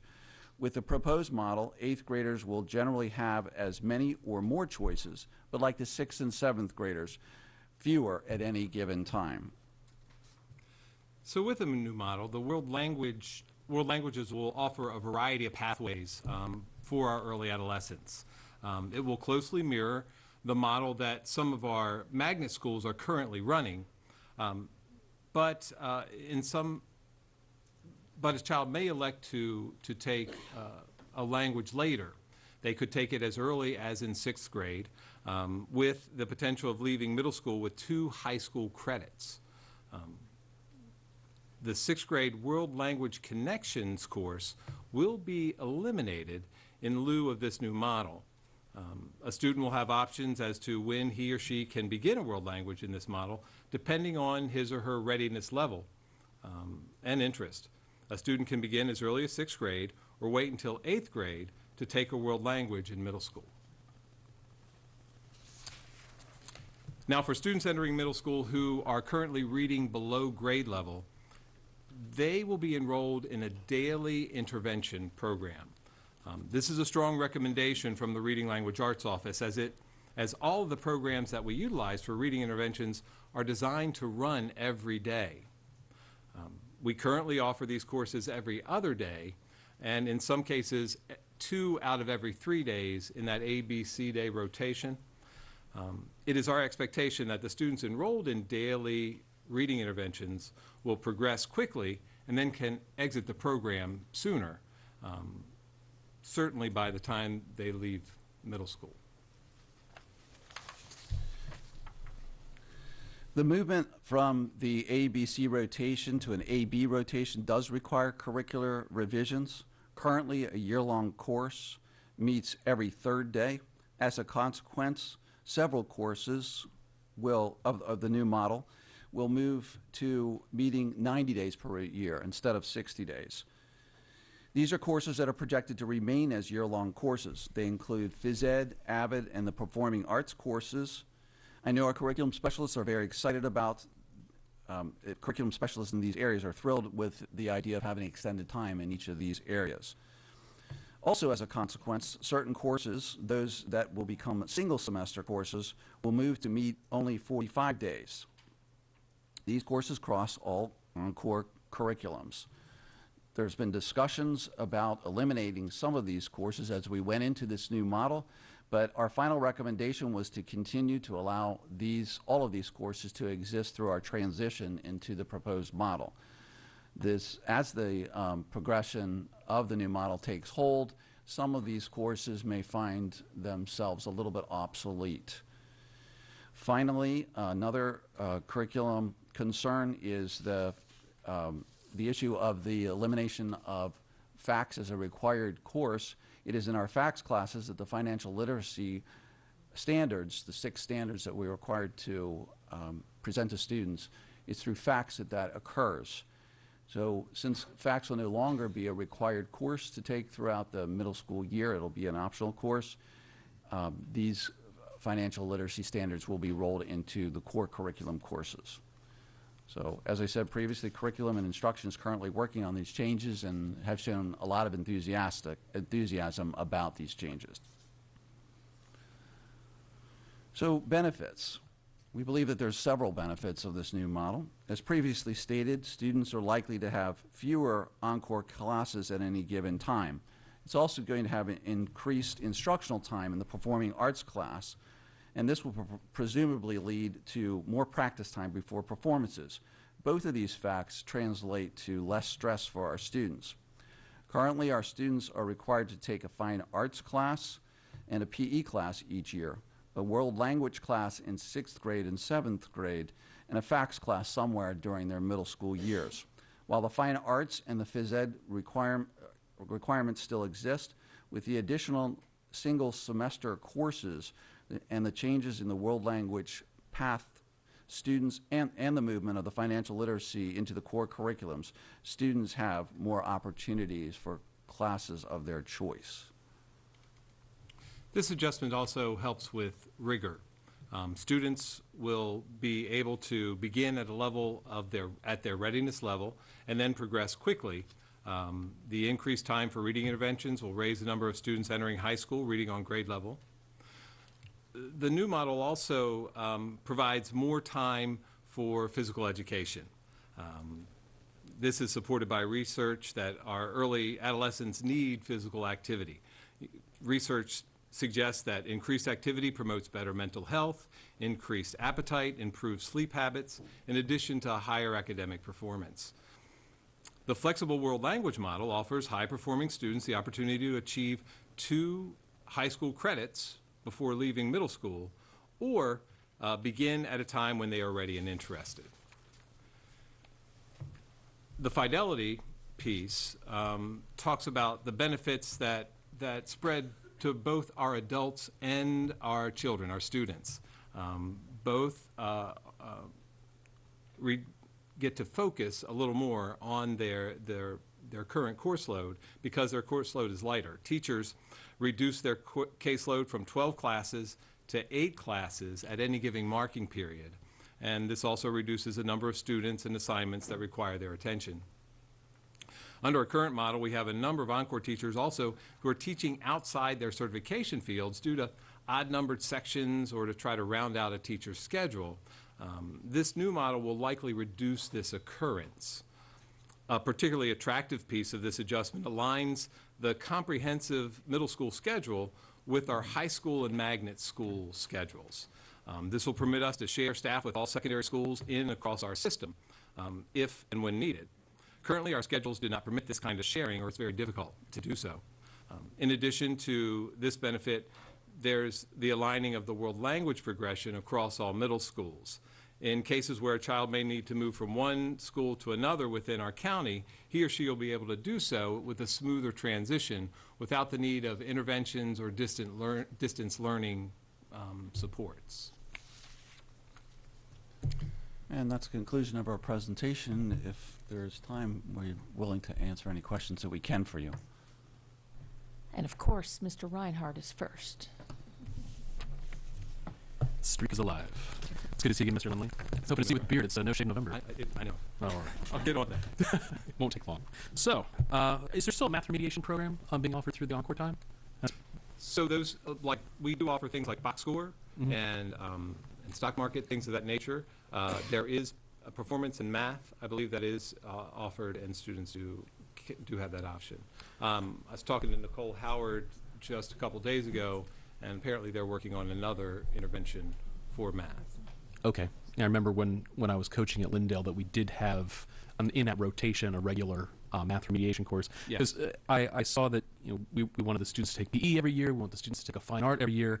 And then I was wondering, how is that going to fit when we have a student taking a reading intervention, A and B, and they're taking PE, but they also need a math remediation? How is that going to give them choice? So it is possible that they can take a reading intervention and phys ed and also a math intervention. The math interventions, unlike the reading interventions, are planned to meet every other day. So they don't occupy as much of their schedule as the reading intervention currently is planned to take up. But we're still reducing their ability to take courses that they would select and perhaps be a major reason why they come to school each day. So there are the semester courses that they have, so there will still be opportunities for them to take some of those courses. Yes, but the truth is that the intervention courses are still offered during the encore periods with this proposed model, and in that way it does occupy part of the selections that they might have taken otherwise. The thing that I find unconscionable is any of our children leaving middle school not reading or calculating on grade level. No, I absolutely agree with you, and I'm very excited to see us increase by 50% the number of class meetings for performing arts. I mentioned that in my application for the board, so I'm thrilled to see that that's a reality, and it's close to my heart as well.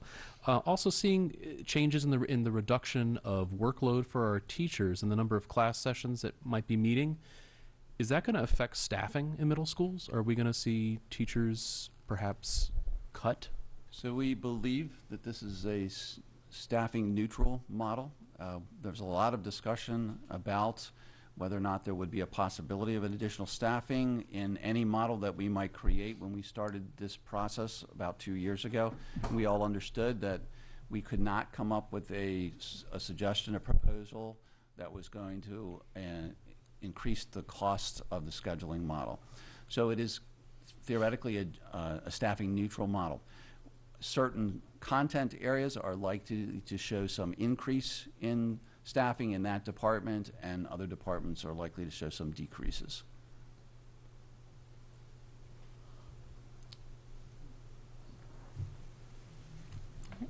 Mr. Urrea.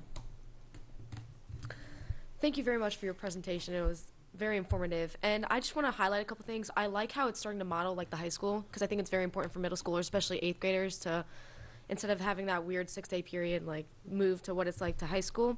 I also like that you guys still incorporate the financial literacy, even though FACS is being eliminated as a requirement. I think that's very important. My question is, I'm just curious as to why the wheel was taken away, because I know that's very important for 6th graders.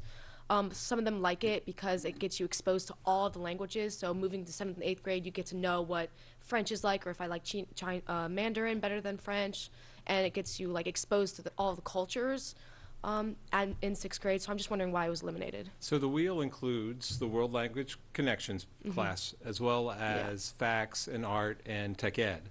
The World Language Connections class would benefit some of the children, those who took it first and second marking period.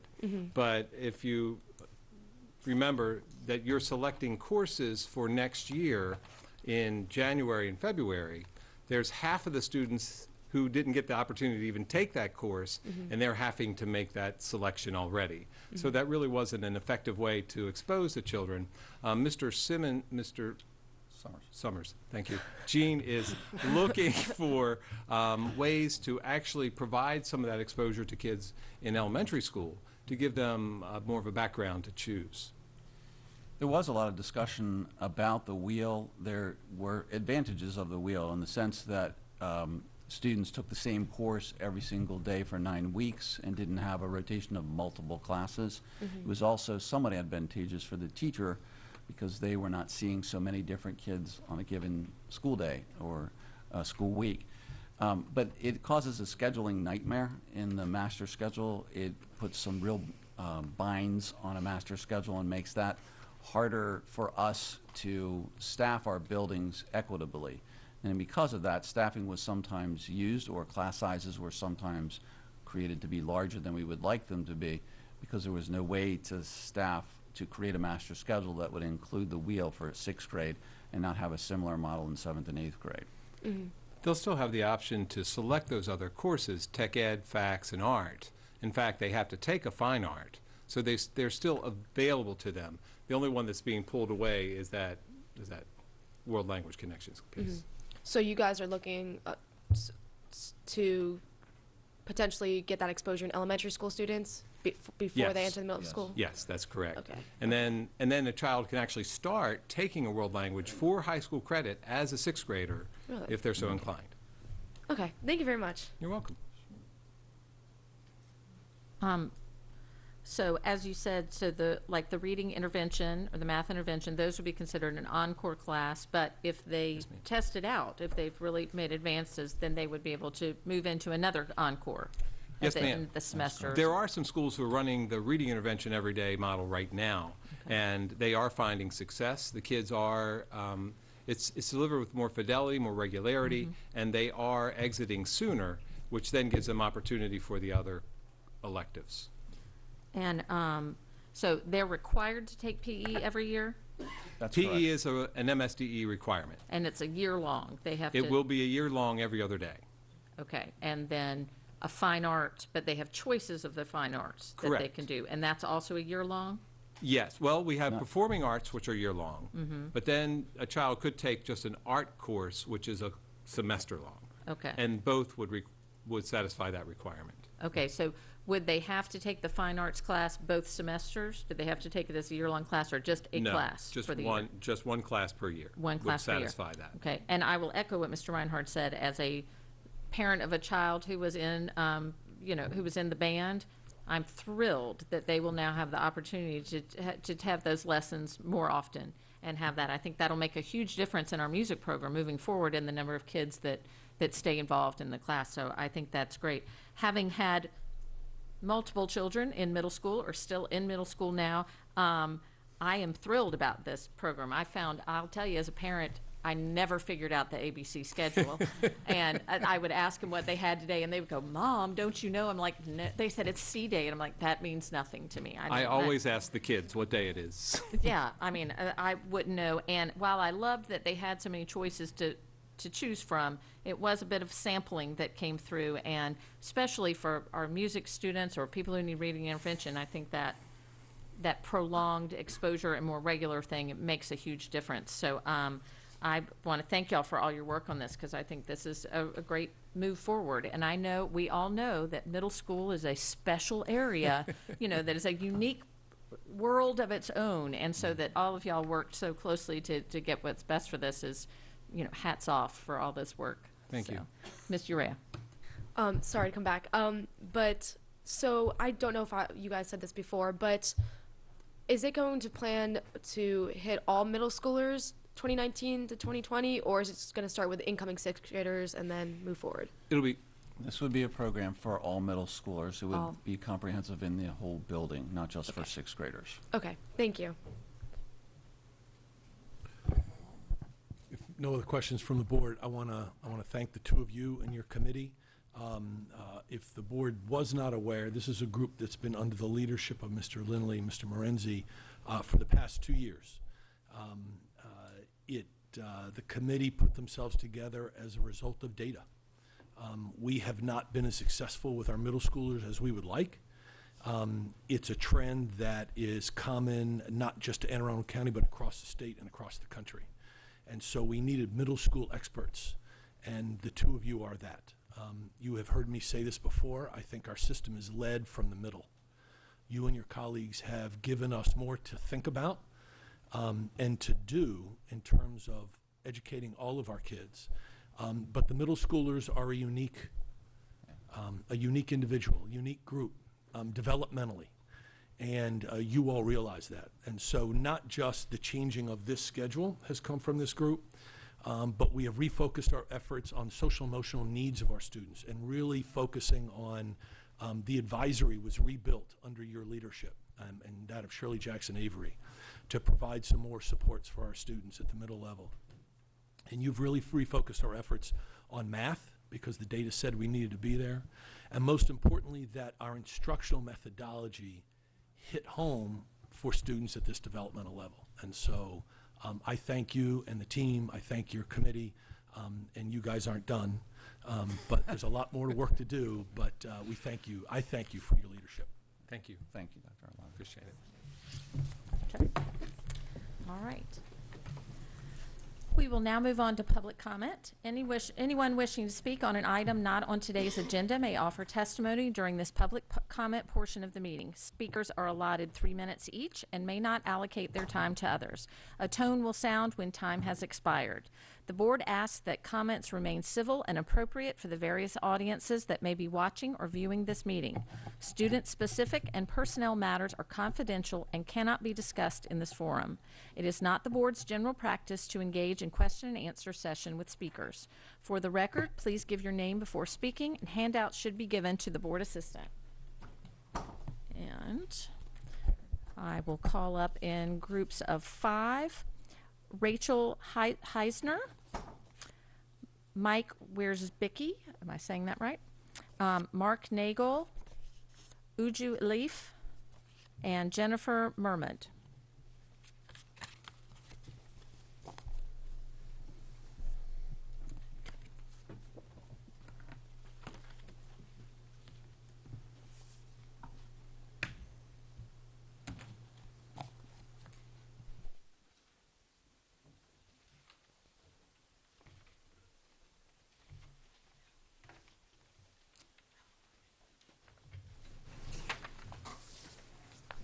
Ms. Heisner, go ahead. Good evening. My name is Rachel Heisner, and I'm a 10th grade IB student at Annapolis High School.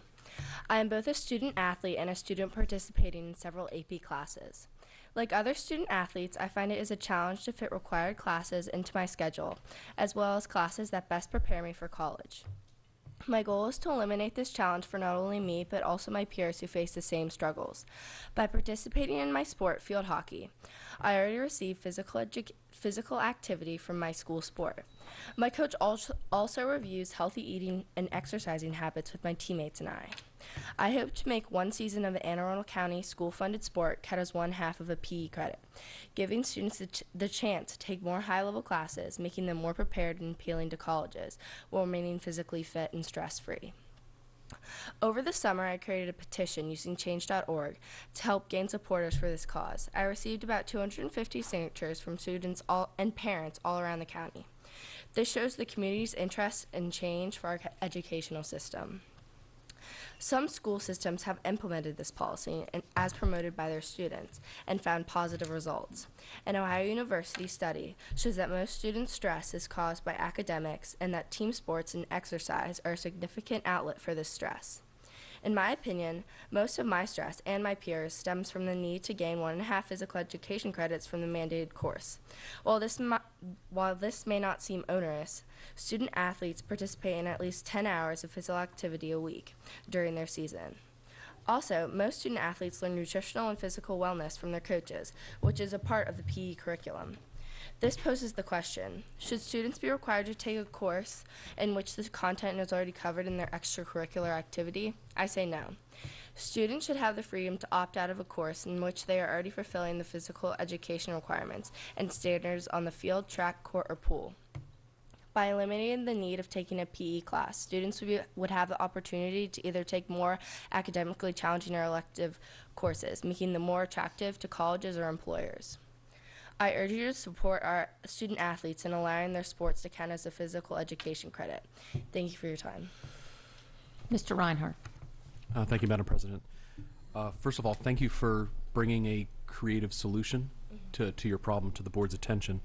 Just so that I understand your proposal completely, are you suggesting that by participating in the sport for the season, that you're merely meeting half of the PE requirement, or are you suggesting that you're actually meeting a credit requirement so that you would have fewer credits to complete during the school day? Yeah, so by participating in one season of a school sport, you would receive like half of a gym credit, which you would get in one semester of taking the PE class. That way students wouldn't have to spend more time and take a room out of their schedule to participate in a PE class, which they already would technically like receive the education from their school sport. So yeah, it would be in place of your PE class, so you wouldn't have to participate in one. Yes. Yeah. So Rachel, thank you. For your information, the state superintendent many moons ago put together a state work group of which Mr. Gilleland and I had the pleasure of serving on for many months and many meetings to focus on high school graduation requirements. And the group focused on diplomas, on assessments, and then the courses you need to graduate. Recommendations have been made and a presentation was made to the State Board of Education. I honestly don't know where those recommendations stand. The State Board didn't make a decision one way or the other, but I can tell you that during those task force meetings and the subcommittee on courses, this was something that they sort of bantied about. It is by this board and this superintendent, by law, I can't substitute your PE credit for you participating in sports.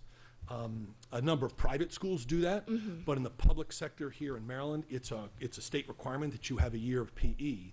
So even to substitute a half a credit, we can't do that without the State Board of Education blessing it, saying we can do that. So that was a discussion among the task force. I don't know if any of those recommendations are going to move forward. I know the final recommendation from that group was to leave the PE credit as it is, but to put together another task force to talk about this very issue to see if there was a way to get student athletes a substitution for their PE and or health credit. Am I speaking correctly? Yeah. So I just wanted to make sure that this is a conversation, you're very timely. This has been going on since February. The state group has been meeting, and part of this, what you bring to the table is something that's been discussed at a statewide level. So thank you for bringing it forward. Okay, thank you. Mr. Gilleland. And thank you, Dr. Arlotto, for highlighting that. We have your information here, and what I was going to ask is if it's okay with your permission, I would email you that draft report. There are really three, sort of a triangle, if you will. One is where the state superintendent can implement changes on behalf of MSDE, where the State Board of Ed needs to actually vote and implement those changes. And then there's even components that will have to go to the Maryland General Assembly starting in January. So they're working through all three of those, as Dr. Arlotto said. But with regard to that upcoming task force, if you would be willing, and certainly I know your schedule can be a challenge, I would be more than happy to submit your name to the state superintendent to see if you could get on that task force, because I think your voice would be very helpful. Okay, thank you. Ms. Korbelak. Yeah, I was just going to encourage you. The state board has board meetings like we do, and you're allowed to go and speak, and also to speak with your own delegate or senator from your area and talk to them about changing the law as well. Ms. Urrea. Thank you so much for coming up here as a student and voicing your opinion and actually bringing a solution. I think that's great and wonderful. You were very articulate. I understood you perfectly. I would also encourage you, of course, to join CRASC. I'm serious. We need more students like you involved, and I'm sure they have lots of connections. They would be more than happy to help you with the state superintendent, go in front of the Maryland General Assembly with your idea and anything. So either see me after or just look it up. So yeah, thank you. Thank you. Okay. Next. I have some graphics to distribute.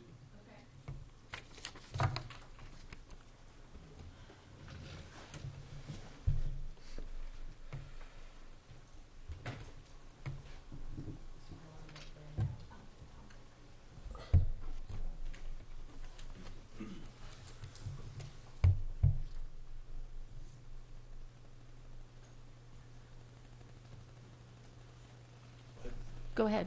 Thank you. Good evening, ladies and gentlemen of the board. My name is Mike Wiersbicki, and I'm a 15-year veteran of North County High School. I'm here to speak with you again about the inequitable hiring and compensation practices at Anne Arundel County Public Schools. I would like to draw your attention to the distributed data graphic. I am in blue as a loyal veteran on step 8 in this chart. This is odd because I always thought a step level equated to the completion of a successful number of years of service, and I have completed 15, all of which were in one school. In red, right next to my blue, you will find the new out-of-county hire brought in with 15 years of credited experience, 5 of which evidently can be credited for things outside of teaching. This out-of-county new hire is on step 15 and making $9,486 more than me each year. I have already lost out on an estimated and expected $70,000 over the past 10 years due to frozen steps, and this out-of-county new hire in red will gross well over $90,000 more than me over the following 10 years. I don't even want to think about what any portion of that cumulative discrepancy would look like in a 403B. In 10 years, this same out-of-county new hire in red will be maxing out on step 25, while in 15 years, I will only be at step 23. This means that at retirement age, this new hire in red will be ready to make $3,000 a year more than this loyal AACPS veteran for the rest of his life in retirement. Right now, we are baiting long-standing, loyal, valuable, and highly invested employees on the front lines of addressing the achievement gap in education in your most challenged schools to leave through the promise of astronomically higher pay in surrounding counties while simultaneously demeaning them with grossly inequitable and outright humiliating compensation practices. I wonder what impact you think this policy has had and will continue to have on teacher morale, the quality of student experience, school climate, student achievement, efforts to close the achievement gap, and the bold new vision to create equity in a challenged school like mine, where it has already become a revolving door for teachers. I come to ask because I have looked far and wide and cannot find a single statement from any member of the board to the public or teachers about the effects of these disastrous and most inequitable compensation policies. All means all, and thank you. Thank you, Mr. Grisbicki. Mr. Nagel. Good evening, ladies and gentlemen of the board. My name is Mark Nagel. I am in my 5th year teaching here in the county. For 25 years previously, I was an executive in financial services. For the last 12 of those years, I was the chief operations officer for a global financial services firm with 3,500 employees operating in 13 countries around the world. This issue of salary inequity, particularly dating from the economic crisis of 2008-2009, was an issue we had to deal with in the private sector, just like you do. And we asked employees to sacrifice. We asked them to, we froze compensation for several years, and asked them to trust us. In 2012, 2013, it became clear to us that the market had changed, that especially the job market had become unfrozen. People were starting to leave. We could see, because our employees were leaving us for higher salaries, and we could also see that in replacing them, we were having to deal with compensation levels that were higher than we were currently paying our own loyal employees. So we had to, as an executive team, make decisions about how we were going to address that. And in our decision process, we looked at what was in the best interest of our business, what was in the best interest of our constituents, what was in the best interest of our customers, and we made decisions that we had to address this salary gap.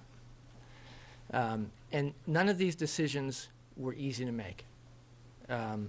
Every business is resource constrained. There are more things we want to do, that we need to do, than we can afford to do. But you had to deal with the issue head on. We had to address with our employees, because these employees, these long-tenured, loyal employees, were the ones that were delivering the service to the customers. And it was not easy. And we had to take a very difficult dive into the financials of our business. In some cases, I had to go to my business partners and ask them to give me money. I had to go look at projects that we needed to do, that we wanted to do, and I had to defer those and extend them. But we felt like that was what we had to do in order to protect our business. And along the way, we communicated with our employees. We told them what we were going to do. And we didn't tell them that we were going to bring them to exactly the level, but we told them we had a plan, that over the next 2 to 3 years, we were going to set them on a path to make salaries more equitable. And we did that. We didn't bury our head in the sand and hope that the issue would go away. We made the difficult decisions. Mr. Nagel. Ms. Korbelak. Just a quick question. Were you in a bargaining unit environment? Were your employees unionized? I was not. So you were free to make compensation decisions yourself? I was, yes. Thank you. Ms. Alif. Okay, I just want to hand this on.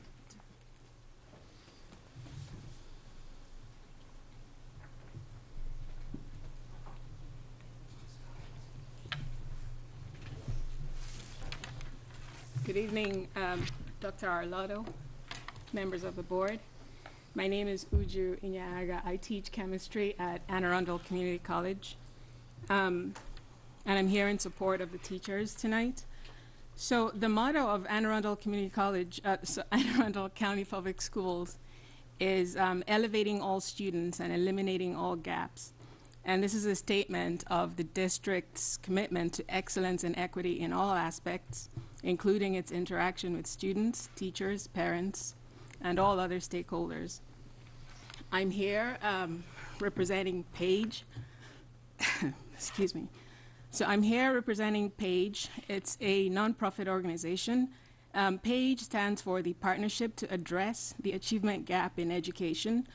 And Page was founded on the belief that it is possible for stakeholders within the community to work together in new ways to address the achievement gap. Page has begun by partnering with innovative and passionate teachers at North County High School, teachers who think well outside of the educational box, teachers who are willing to also try new things with the community in the interest of closing the achievement gap.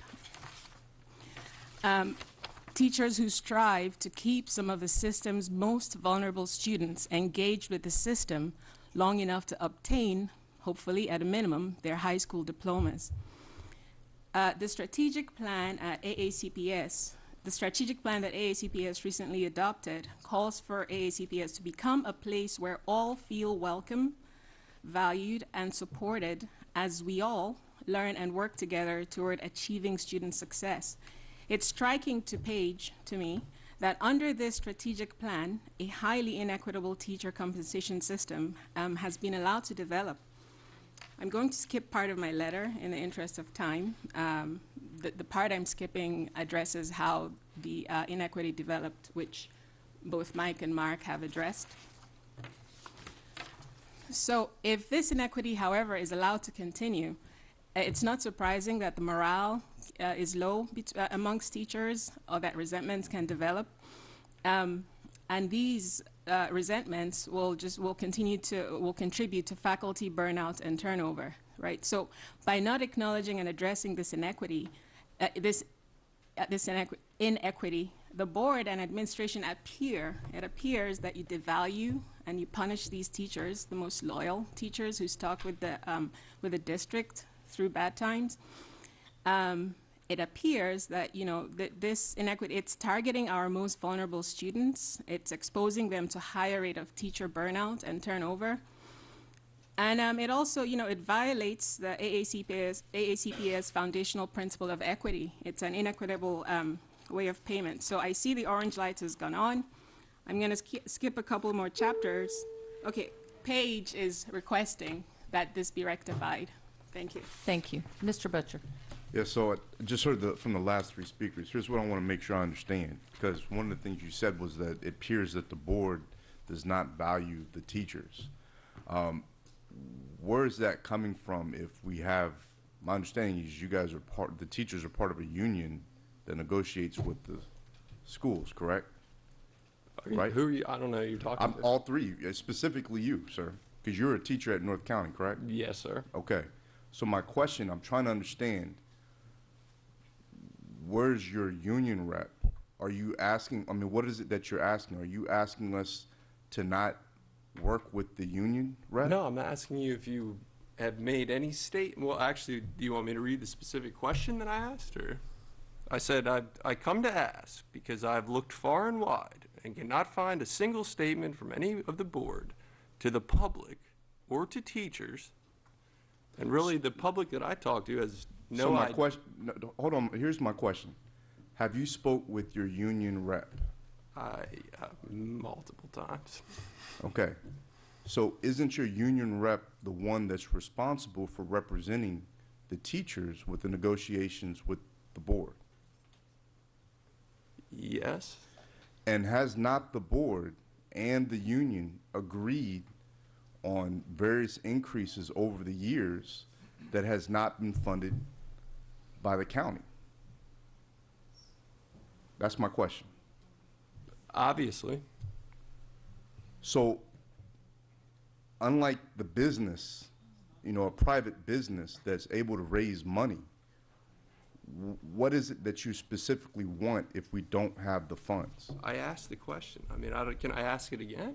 I come to ask because I've looked far and wide and cannot find a single statement from any member of the board to the public or teachers about the effects of these disastrous and most inequitable compensation policies.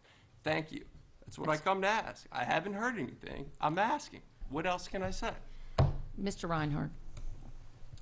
Thank you. So one of the reasons that we have closed session is to discuss the negotiations with the various bargaining units. So we are not permitted to discuss in public because of it's a contract negotiation.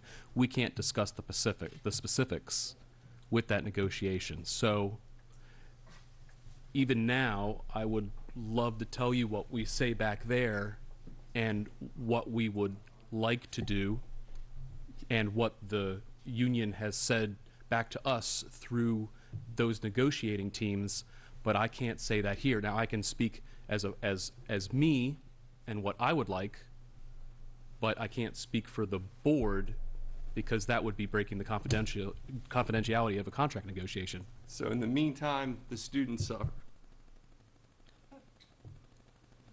In the meantime, the students suffer because nobody will come forward and talk about what's going on here. I mean, I don't.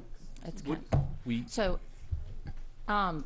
for the last 2 years ago, for the FY 2018 budget, this board very publicly voted for a make-up step for teachers who were employed here in 2008. It passed 8-1. So when you say you haven't found statements, that was very clearly debated and voted on by this board. It went to the county executive and the county council, and they did not fund it. But this board asked, we put it out there as a priority. That was, this past year, we put forth to have a step and a COLA that came back from the county council and the county executive for the funding was there for a step and a mid-year step. In negotiations, TAC moved to make that into a mid-year step and a COLA. There could have been a make-up step with there. In negotiations, that was not done. This board provided the funds and put the funds forth for there. We are not in control over everything that happens or where the funding comes from, but to say that we have not put out there to do increases for teachers and we have not been public about that is simply not true. Ms. Korbelak. Yeah, I just wanted to encourage you to go back and watch our budget request meetings that are public because we share very publicly what we're trying to do for our teachers' compensation. So that happens when we're working on the operating budget. Dr. Arlato will present it, and then we'll have our budget hearings. We'll speak there, and then we speak again when we get ready to ask the county executive for the amount of money that we want. Would the board be willing to consider enough of a step change to close the gap? We've already requested that in the Again, past. we can't, I'm going to encourage the board, and I know Mr. Reinhard just said it, we're in current contract negotiations, open book, which means we cannot discuss things individually regarding the contract with employees. So we're not going to have this conversation. We cannot. We can discuss it with our union representation. That's a law. So I just want to make sure. So to say, are you willing? The board hears, right? But we're not going to have this conversation at this table because it's illegal. After I read my statement, can I ask a question since I didn't get to be a part of what they just got to be? It's part of your 3 minutes Okay, if you ask I'll a do my question. best. All right, my name is Jennifer Mermod. I would say good evening, but it's past my bedtime. Good night. I'm currently teaching my 15th year at North County High School. I'm on salary step 7. This past year, we lost 2 teachers from my department to a neighboring county. They are both making $10,000 to $15,000 more a year than I am as a loyal Anne Arundel County employee. I have at least 15 more years of my teaching career. I could put my 2 kids through college simply by not being loyal to Anne Arundel County Public Schools. When I explain this to my friends who are not in education, they often ask, why don't you leave? The answer to this question is really why I'm speaking here tonight, because much like a battered spouse, I stay for the children, and that is what you on the Board of Education count on, and that is why you are being unequitable in your compensation. A new hire who has not been loyal to Anne Arundel County Public Schools and has fewer years' experience is compensated over $9,000 more a year than me. Oh, but I stay, and you get away with the abuse. A new hire who has fewer qualifications than I do, I have my master's plus 30 additional graduate level credits, gets compensated more than I do. But I stay like a battered spouse for the children. And you, members of the Board of Education, can do something about this. I'm tired of hearing that you'd like to pay me what I deserve, but obviously the money is there because you're choosing to give the salary I have earned to new hires. If you can pay them what I am worth when they have fewer years experience and fewer qualifications, you could be paying me. But you are choosing to be unequitable in compensation at the expense of teachers who are loyal to Anne Arundel County Public Schools. Instead of rhetoric from the board about equity and being kind, do something. Restore our missteps. I graduated from Anne Arundel County Public Schools. I have been teaching in Anne Arundel County Public Schools for 15 years. I have 2 elementary-age children attending Anne Arundel County Public Schools. I am invested in you. It's time you invest in me. All means all, and we deserve equity in our compensation. And that's the part that I don't think was touched on in your response, was the fact that I wouldn't be here if everyone with my level of experience got paid the same as me, even though I wish I made more money. We're here because we're seeing people that have fewer years experience and fewer credentials get hired now and get paid more. It's the equity piece that hurts, not simply the number, because if everyone that had my experience was getting my salary, I would be at home with my kids right now. And Mr. Reinhard, just a minute, but let me stress again that that part of it is also part of the negotiated agreement that is negotiated. That's not something the board can unilaterally change about what new hires are paid or anything. That is part of the contract. And that is, so it's not something the board can just say we're going to change that. That's the law, that's the contract. Again, that is something that has to be negotiated with the unions that come about. Mr. Reinhard.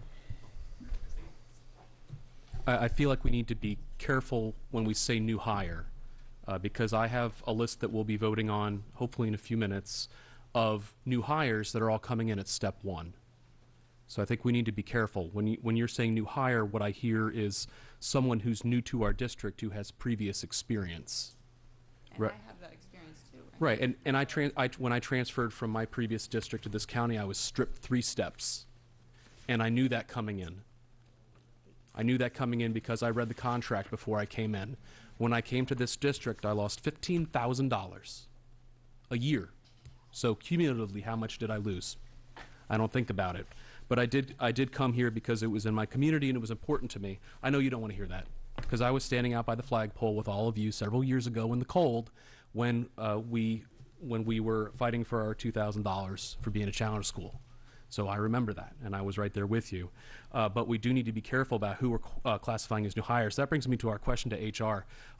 Do we have a sense of what % of our total new hires to the district are coming from a position of previous experience, that is, bringing existing steps with them. I mean, even a ballpark, 10%, 20%. Yeah. I do not want to misquote a number like that. We absolutely, we have that data, and we have shared in Ms. Cutchess's State of the Schools, as we are opening the school system in August. She shared that data, but we can give you, we'll get the board the updated data, the number that have been hired total, and then the breakout between first-time teachers, first year in teaching, and those that are coming from other jurisdictions with experience. Is that what you're asking? It is. We because absolutely have that data. Yeah, because I'd like to address that question of fairness, because we also want to attract our best and brightest from the state to our district. And so when we're talking about fairness to them, I know I had to make the choice to get those 3 steps stripped, because at the time the contract said 3, now it says 1. But I had to make that active choice, but I was aware of that. But yeah, I certainly felt done to transferring in. And I know that we are also losing the fight of getting teachers and filling positions in this district because we are stripping steps from the outside. I understand both sides of the argument, but I would like to understand those numbers a little bit better so we can put a dollar value to it. So because I hear 2 sides here. The one is, well, everybody who comes in should be stripped to the number of steps equal to the number of years on some sort of chart, because we have folks with this many number and this many number, but they all fall on the same step.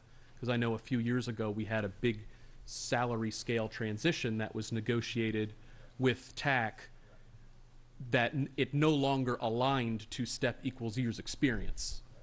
And there were, if you were at this step, you might have been rounded up, or you may have stayed where you were. There was some sort of, it felt like a Rube Goldberg machine to find out where everybody was. Worth more. Okay. Yeah. And what kind of machine? Rube Goldberg. Yep.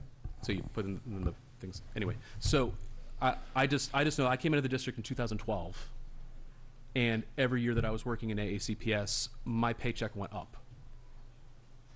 So when we talk about lost steps, it's true that maybe steps were lost, but my income always went up. And it may not have been called a step, but I kept getting more money. So, Equity. So I'm just confused.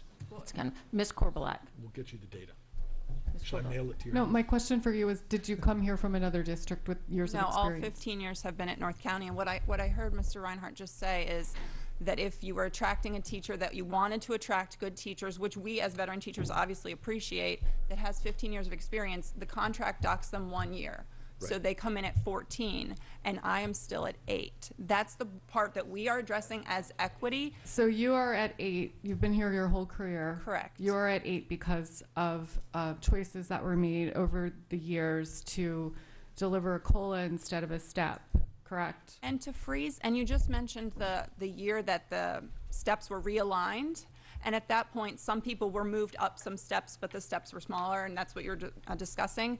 People at my year, which is the same as some of our other speakers, were too low to be moved. So like we stayed at step 4 or 5 when other people did move up. So a friend who is a colleague that was also here through the freeze is 5 behind, and I'm 8 behind. And it's that kind of change that now. Right, I understand what you're I understand what you're saying, but my point is, during contract negotiations, when compensation is delivered from the county to our accounts here, because we don't make money here, when we get money to distribute for compensation, there's a choice, and the choice is made during contract negotiations. Is it going to be a COLA or is it going to be a step?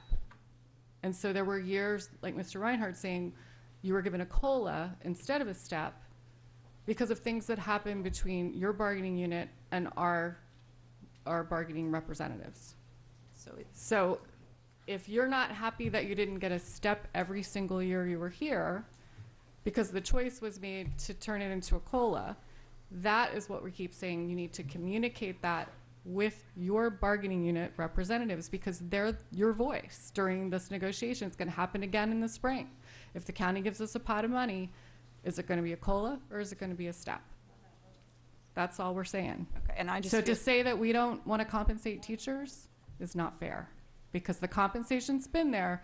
The form of whether it's a COLA or a step is a discussion between the bargaining units. I appreciate that. I feel like we're having Abbott and Costello because you're saying steps and I'm saying equity across people that have the same experience. But the reason you're not on the same step as somebody coming in is because in some years, instead of you getting a step, you got a COLA. And that was a decision that was made between your bargaining unit But and my our salary on step 7 and negotiations. someone else's salary on step 15 is vastly different, even if we have the same qualifications. Because you got a COLA instead of a step. That was a decision that was made during negotiations. So I'm going to call the next group up now. Sebastian Serrano, Jody Raymer. She had the baby too. Okay.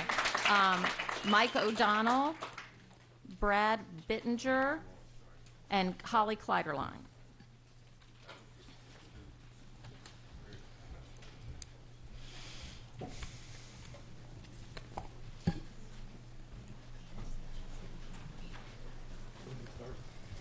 Good Go evening, ahead. everyone. My name is Sebastian Serrano. I'm a physics teacher at Annapolis High School. This is my 5th year in the county. I did have some prepared remarks, but I think given the conversation, please cut me off if I delve into something that's illegal to discuss. I would like to bring my side of the story to the table.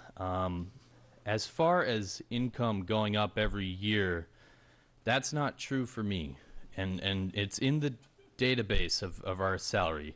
So the challenge stipend went away, the retention bonus went away, the 9 extra paid days for Annapolis High School went away, and it was about a $5,000 loss. And it took about 3 years of COLAs and step increases to bring that back. So that's not frozen pay, it's not pay that wasn't increased enough. Money that went into my pocket stopped going into my pocket. Now, who's my voice? There's a bargaining unit. Well, with all due respect, I don't really have a choice with who my bargaining unit is. It's a monopoly. It's a law that I don't have the right to change on my own. It is not something that I ratified.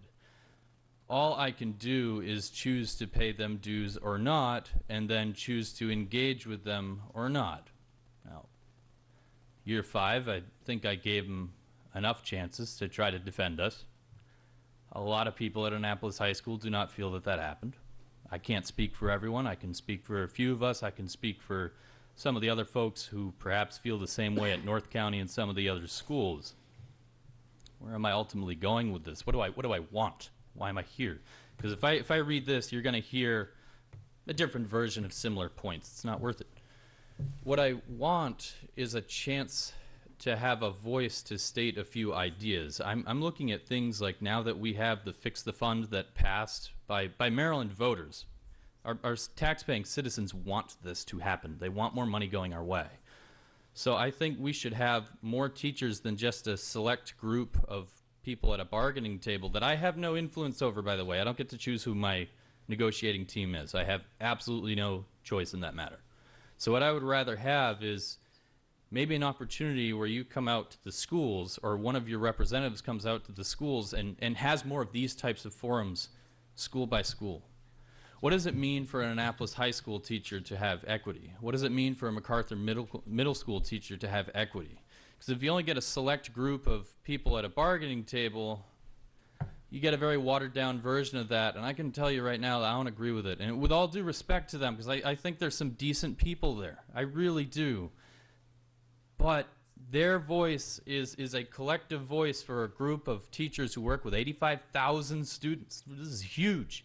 It's very hard to get the narrow specifications. So what I'm asking is that we have more of these dialogues, kind of even more localized than this. I don't know if this helps at all, but that's how I see things maybe being a little better going forward. Mr. Butcher. Actually, that was one of the things that I was going to ask Madam President.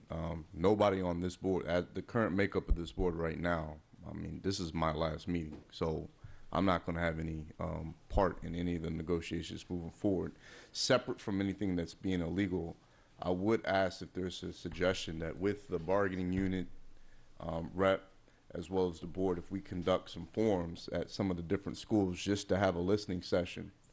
I think it's important for the incoming board members, as well as the bargaining reps, to make sure that they're hearing from the teachers. Thank you. That is. So I like that. I like that idea. Yeah. Thank you. I like the idea too. That is something we'll have to talk with our negotiating partners and find out what we can do and, you know, what we can't. But I always appreciate the teacher voice, and I appreciate, Mr. Serrano, you've been coming for years, and I always appreciate your voice because you're always very thoughtful and well-reasoned, and I don't disagree with the things you're saying. So, Ms. Urrea. As a board member that's going to be staying, I definitely agree with what Mr. Butcher just said. I definitely think that we should go into the community and actually go out and speak with people. So, yeah, I hope we look forward into that. Is it okay if I stay in? All right. Thank you. Good evening. My name is Michael O'Donnell. I've been teaching in Anne Arundel County for 15 years. I'm on step 7. I've been at North County High School for the last 10 years. I'm part of the music and STEM faculty. I am also the advisor for the fishing and recycling clubs. Thank you for allowing me this opportunity to speak with you tonight. I'm here because I want to tell you that between the two of us, my wife and I work 5 jobs. I drive 100 miles round trip to North County every day. Most days I'm at school well beyond the time that I'm required to be there. My wife is up past midnight every night grading papers. Because of our work schedules, we're lucky if we can sit down and have dinner with our 3 daughters once per week.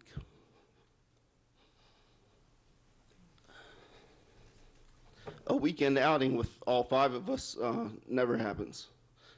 Far too often, we are 2 ships that pass in the night.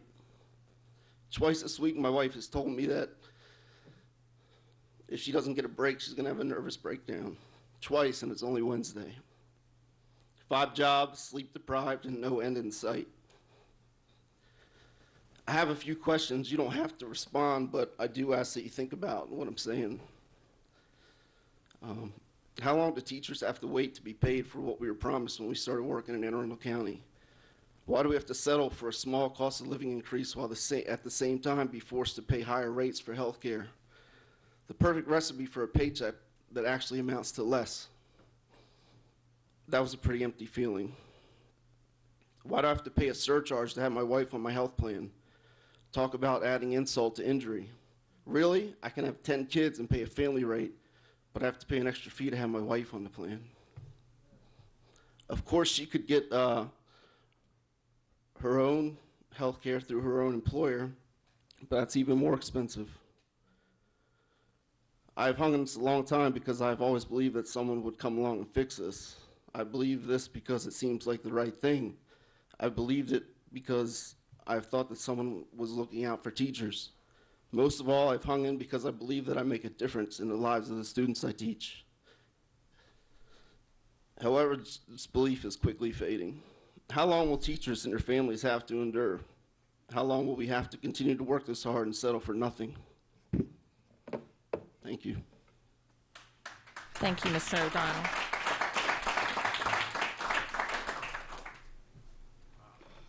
Good evening, Dr. Arlotto, President Hummer, and board members.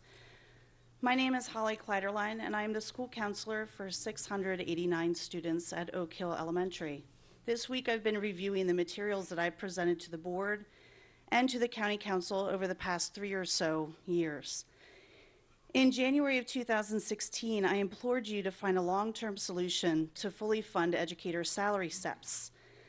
I shared that the difference between my take-home pay from 2009 to 2016 was $64. 64 additional dollars in my paycheck after almost 7 years. Not only has there been no movement to repay employees for lost steps during the recession, we're falling further behind this year due to a half-step increase.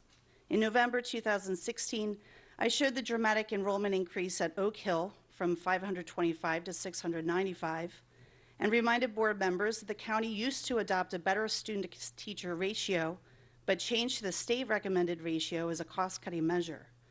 Rather than a reduction in enrollment, as predicted by the MGT study, Oak Hill has remained steady near 700. Our 5-classroom kindergarten wing, built in 2013, again cannot accommodate the 114 students in 6 classrooms we have in kindergarten this year. In May 2017, I addressed the County Council asking them to support a budget that would provide preventative mental health resources, including more school counselors and an expanded county crisis response team. In the end, 4 schools received additional part-time or full-time school counselors, but today there are 21 elementary schools with over 600 students and only 1 school counselor. In November of 2017, I came back to the board and explained that I am Tier 2, that I am either the point of contact, the coach, or the leader for everything available as a targeted intervention for behavioral or emotional support. I talked about those Tier 2 students as experiencing anxiety, depression, homelessness, hunger, poverty, family addiction, abuse, neglect, chronic health problems, grief, social isolation, or some other barrier to success. Different year, same concerns. In this upcoming budget season, please find ways to compensate those of us who remained with Anne Arundel County through the lean times. Find ways to reduce class sizes. Student-to-teacher ratios impact every aspect of the learning experience. And please, 600 students to 1 school counselor is ridiculous. Destroy the myth that counseling at the elementary level is somehow less than counseling at the other levels. Thank you. Thank you.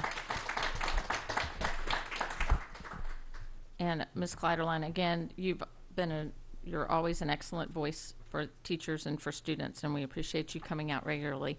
You know, I know we hear you, and we have new elected officials in our county, and we did pass the question 1, and I am hopeful that that is going to result in greater funds for our teachers and that we can all work together toward that. We have been asking, we have, you know, as I said, FY 2018, we asked for that back step, and neither the county council nor the county executive found the funds in there to do it. We will continue to ask, or at least I will continue to ask, and we'll try to do that. It's, we hear you. I hear you. Thank you. Mr. Urrea. Thank you very much for coming up and voicing your opinion. You are counselor at Oak Hill Elementary, correct? Okay. And how many students do you have that you see over, you said? 689. Okay. And do you do, because in the high school there's like you're required to see your counselor a certain amount of times during the year. Is there anything like that at your elementary school? We have a curriculum, so we actually are supposed to be teaching classes in every classroom, and I used to be able to teach twice a month in every classroom on everything from organizational skills to conflict resolution, but with the increased enrollment, that's been reduced. And so over time, there's been less and less time that I'm able to be in the classroom. As far as Tier 2 interventions, you'll hear again and again, we want to be able to do small groups. We have those children who have Tier 2 challenges, behavioral and emotional challenges that are not able to be addressed at the Tier 1 in the classroom. They end up in crisis. So we are responding to crises constantly and not able to intervene in a Tier 2 intervention because there's just too many students for us to provide service for. And how much have the Tier 2 interventions decreased because of the increased enrollment? The number of expectations of Tier 2 is increased, but there's restorative practices, there's the behavior management strategies, but in a school like mine, I am Tier 2. So there's no learning lab, there's no behavior interventionist, there's no place for students to go. Okay, thank you very much. Thank you. And Aaron Snell.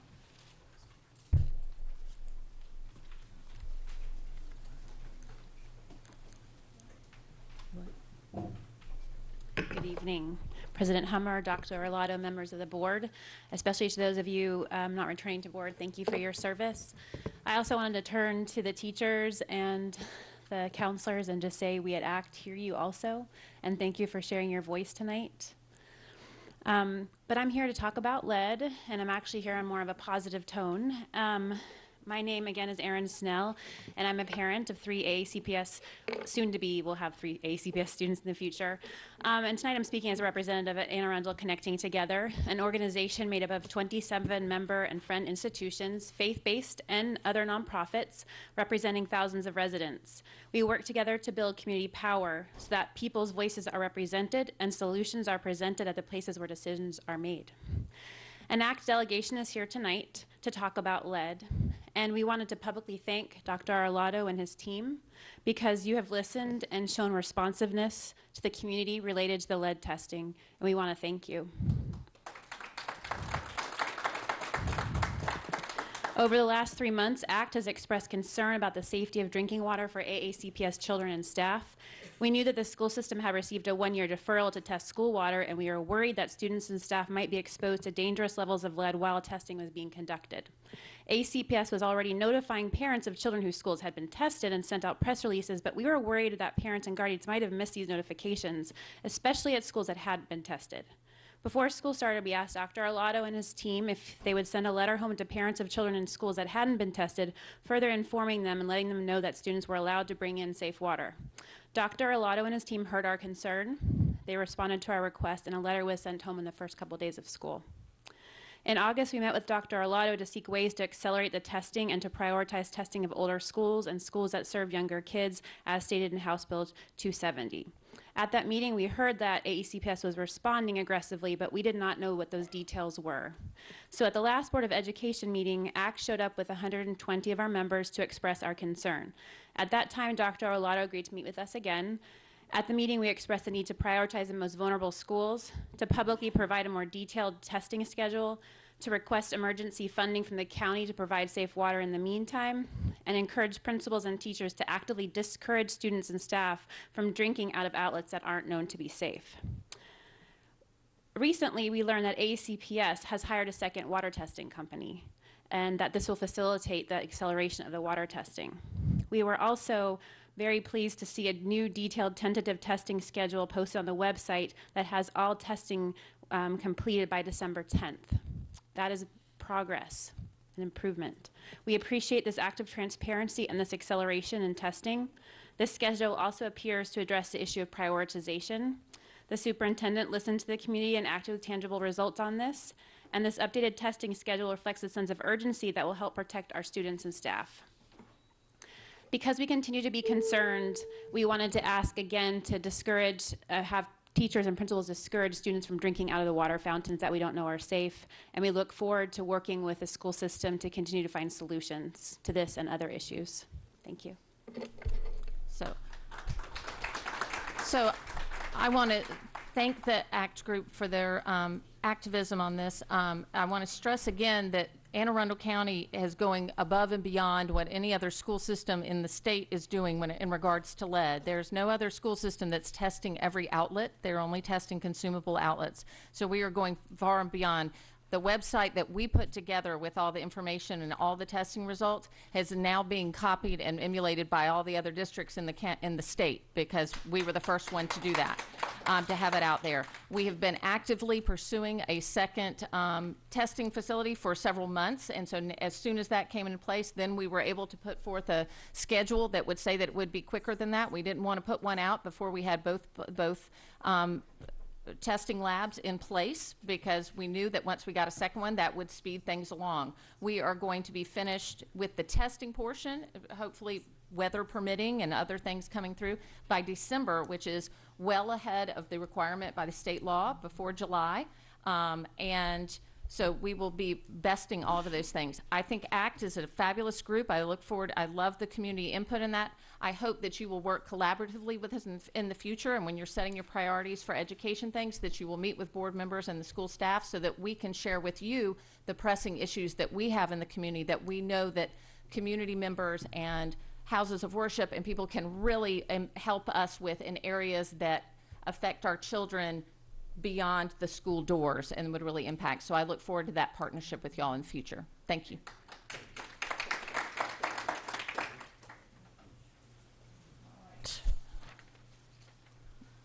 We will now move on to award of contracts. Do I have a motion to bundle items 4.1 through 4.01 through 4.04? Do I have a second? Ms. Connolly, please call the roll. Mr. Butcher? Mr. Grannon? Aye. Ms. Korbelak? Aye. Ms. Urrea? Aye. Mr. Gilleland? Aye. Mrs. Nalley? Mr. Reinhard? Aye. Ms. Hummer? Aye. 8-0, motion passes. Dr. Arlotto, your recommendation. Yes, ma'am. I recommend board approval of the contracts listed on tonight's agenda, 4.01 through 4.04. Okay. Mr. Butcher. Aye. Oh, no, you had pushed your button. I thought you had a comment. You've already ayed. It's late. I get it. I have a question on 4.01, the award for the roof replacement at Maryland City Elementary. It says completion by August of 2020. Why is that so far out?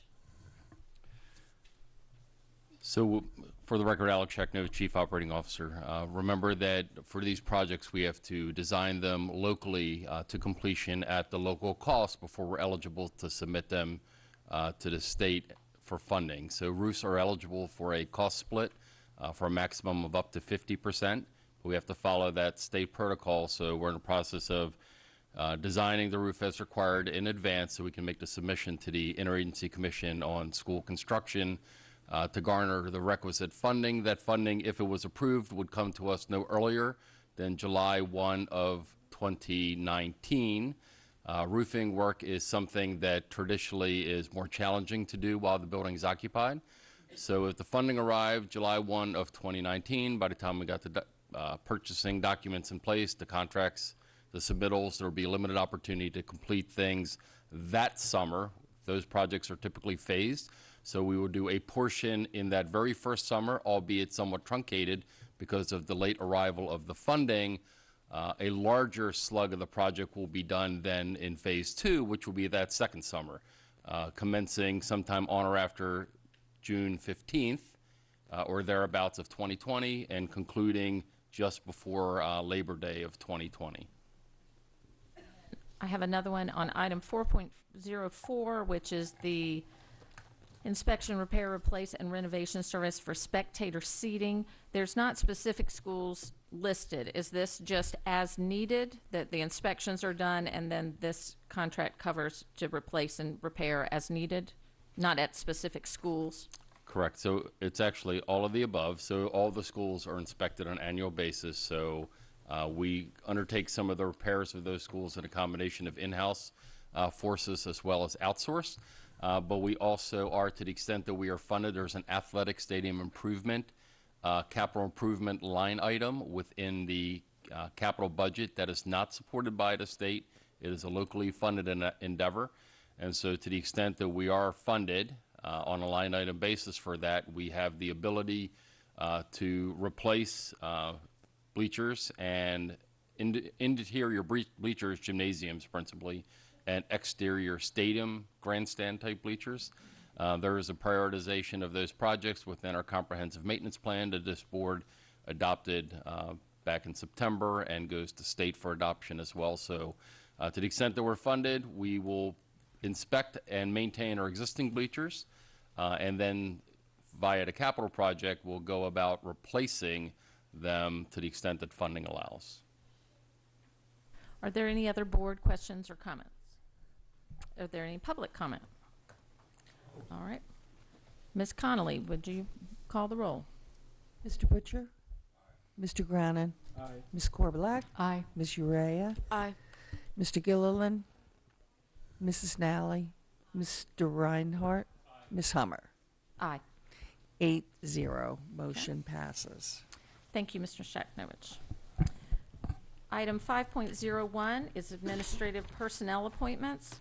Dr. Arlotto, your recommendation. Yes, ma'am. I recommend board approval of the personnel listed on the attached sheet be promoted and or appointed. So moved. Okay. Are there any board questions or comments? Okay. Ms. Connolly, call the roll. Mr. Butcher? Mr. Grannon? Ms. Korbelak. Aye. Ms. Urrea. Aye. Mr. Gilleland. Mrs. Nalley. Mr. Reinhard. Mrs. Hummer. Aye. 8-0, motion passes. Okay. Item 5.02 is personnel. Dr. Arlotto, your recommendation. Yes, ma'am. I recommend board approval of the action stipulated on the attached sheets. Second. Are there any board questions or comments? Ms. Connolly, call the roll, please. Butcher. Mr. Grannon. Ms. Korbelak. Ms. Urrea. Aye. Mr. Gilleland. Mrs. Nalley. Aye. Says Okay. All right. Item 5.03 is second reading for policy JM, student sunscreen use.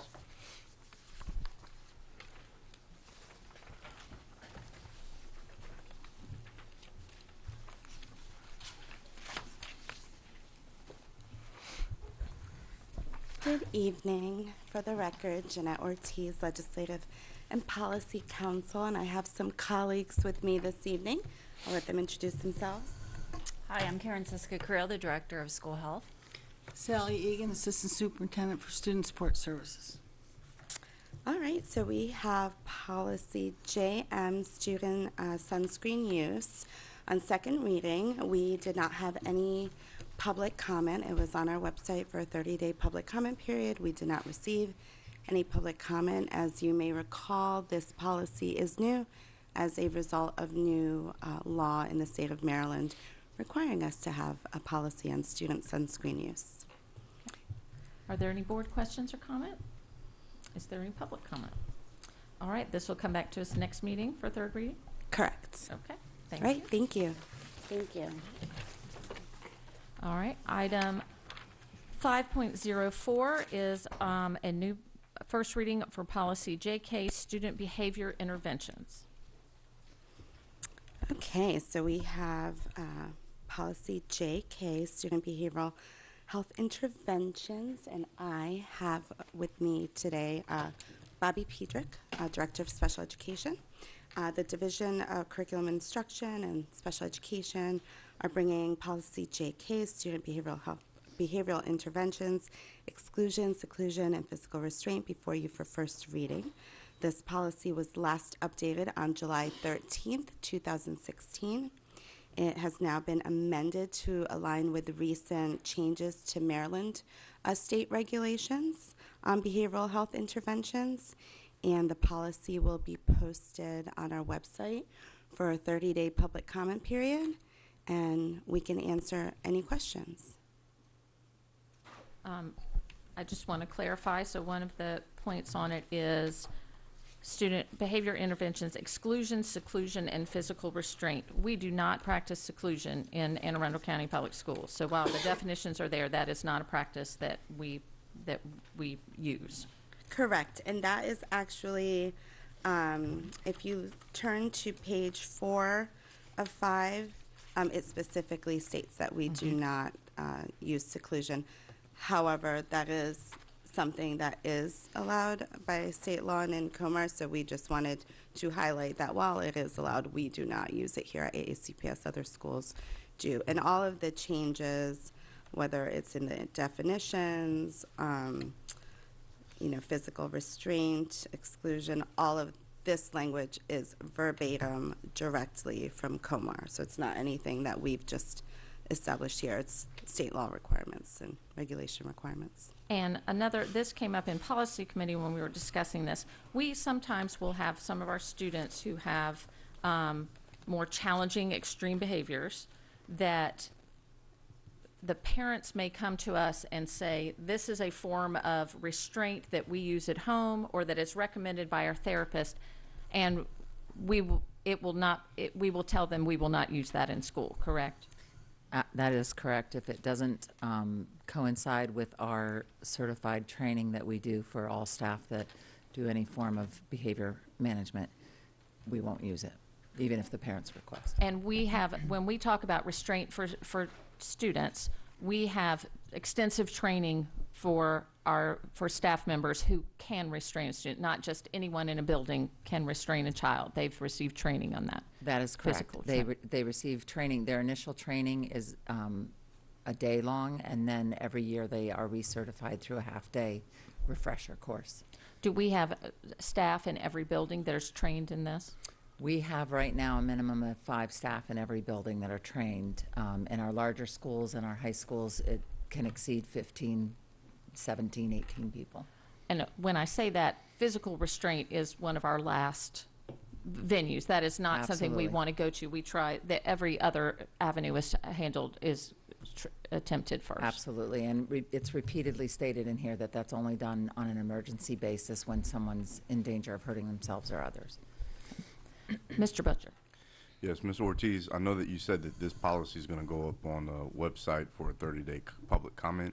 In general, for any policy that's been put on, what's the percentage, how often is the public commenting on any of the policies, just generally? So, you know, Mr. Butcher, we're both attorneys. We went to law school because we don't do numbers, but joking. No, but seriously, so I don't have a percentage, but I will say it's not regularly that we get public comments on policies, although we do get public comments, and when we do get public comments, I share that with the board. But I have not seen public comments on proposed policy revisions in a fairly long time. And I just want to point out, we do publicize this information on Facebook. The Communications Office does a great job with publicizing on Facebook, on Twitter. We have it on the board policy page. It's clearly indicated a link to the revisions. We use everything. We use redline track changes, so it is clear what it is that we're proposing as new language. So I think if it's like a hot topic, we get some public comment, but not very often. Mr. Grannon. Just to that point, just as a point of clarification, obviously there are some proposed changes, such as when there were proposed policy revisions about valedictorian and salutatorian, where we had hundreds of comments that came in through the website, so the public is able to comment on the things that it wants to comment on. Yes, absolutely. So the website provides an email that comes to my office where folks can provide input. We indicate on there too, like what the last day is for public comment. And as Mr. Grannon stated, when we were discussing valedictorian, salutatorian, and Latin honors, we received significant input and feedback from the community, and we shared all of those comments with the board so that you were aware of the things that we were seeing. And if I can, in addition to that, sometimes it's just somebody's confusion as they're reading new policy language, regulatory language, and there are times where Ms. Ortiz will reach out to that person if they've left some contact information to ask for clarifying questions or to give information for that person. Oh, absolutely. I always respond when we have public comments.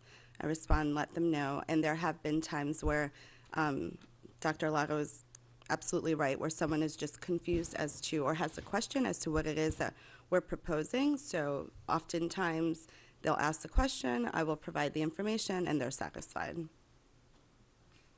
All right. Are there any other board questions or comments? Is there any public comment? All right. Thank you very much. And this will now go out for 30 days for public comment. Correct. All Thank right. you. Thank you.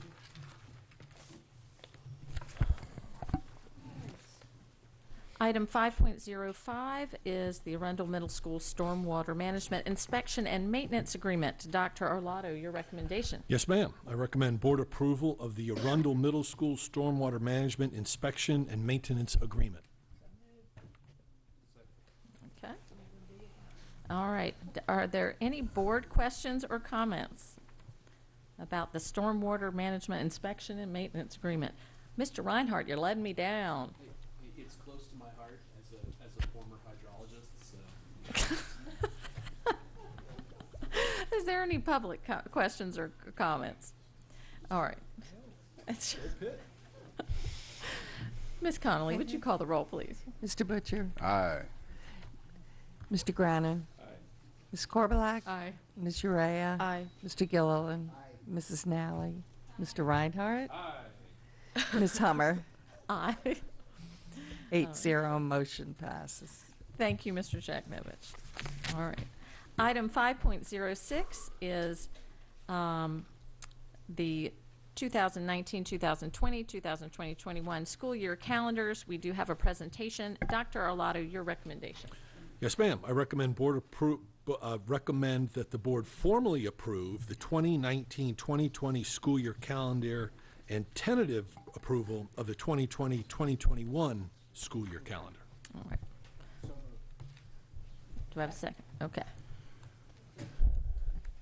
Good evening. For the record, Bob Mosier, Chief Communications Officer, here with Teresa Tudor, Senior Manager for School and Family Partnerships, here to present the school calendars proposed for 2019-2020 and then 2020-2021. Before Ms. Tudor starts, I just want to express my thanks and all of our staff's thanks for the work she's done with the calendar committee. It really is a huge undertaking, and she does a great job every year. So. Thank you, Mr. Mosier, and really I would like to echo those thanks to the calendar committee. As you know, the committee is made up of students, parents, community members, all of our bargaining units, our teachers, our administrators, our secretaries, our AFSCME members, and they really take this very seriously. They come to the table very prepared, as Mr. Mosier will tell you, with lots of comments. And I have told other people when I walked in with the 1920 calendar, I felt very confident that they weren't going to make any changes because it was so tight and it was really close to what we did last year. But they had really great reasons to make lots of changes, just moving things a week or two that made more sense instructionally. So I'm really proud of them and the work that they do, and they really take it seriously, and they want to make sure that this is the very best calendar that we can bring to you for our students. For the 19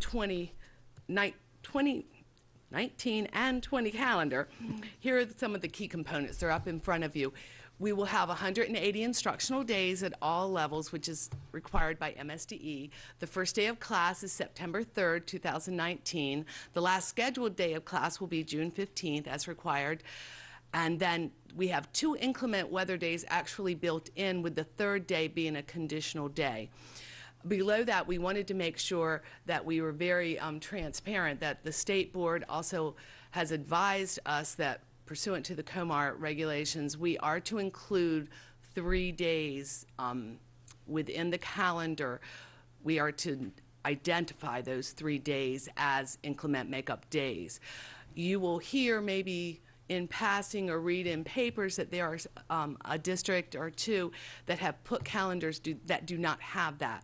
But I have had extensive conversations with people at MSDE, as has Mr. Mosier with his colleagues there, and those have not been approved by MSDE. They have just been approved by those boards. They will not be in compliance with it.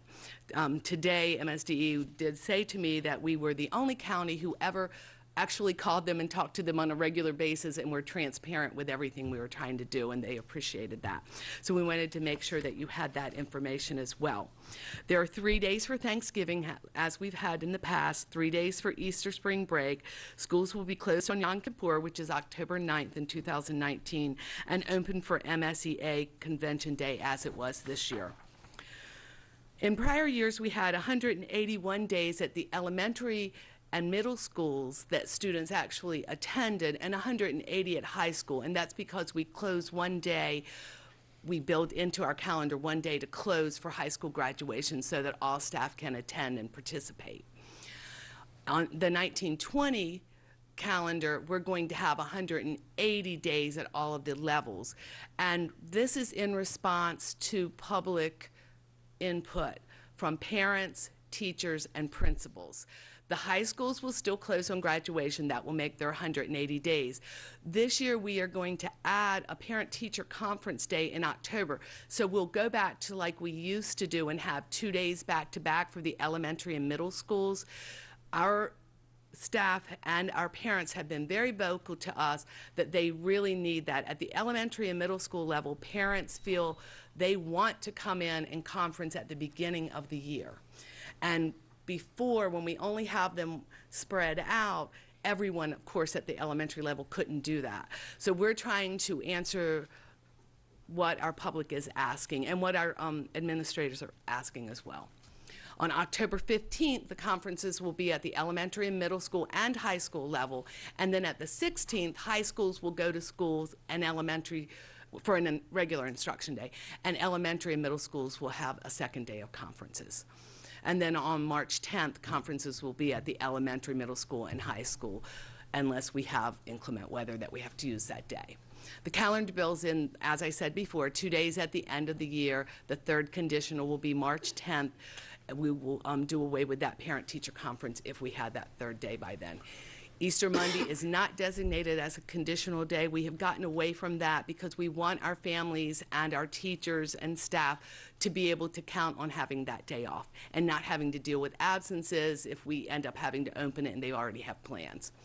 As allowed by law, the calendar designates June 16th through the 22nd as days which class could be held if we have excessive inclement weather.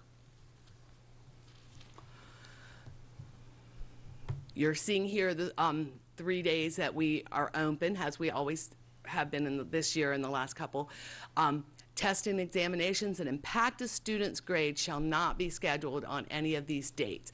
Testing examinations for evening high school students that impact their grades, the same stands for. There are assessments, and we discussed that last year as well, and we've had a few people mention those.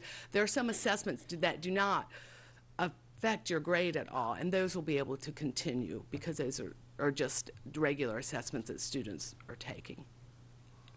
So I think we'll stop there and take questions that you might have on this year, on the 1920 calendar, and then we'll move on to 2021, if that's okay. Mr. Reinhard. Thank you, Madam President. So we were open last year on that MSEA conference day. Yes. Do we have data as to how many teachers called out? We do.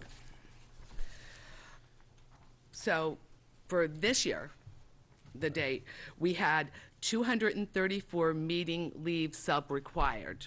So those were teachers that are actually classroom teachers and we needed to put a sub in. We had 89 meeting leave with no sub. So they might have been school counselors or administrators or someone that was going to the conference. So those are the two numbers for this year. And we were able to cover all of those absences?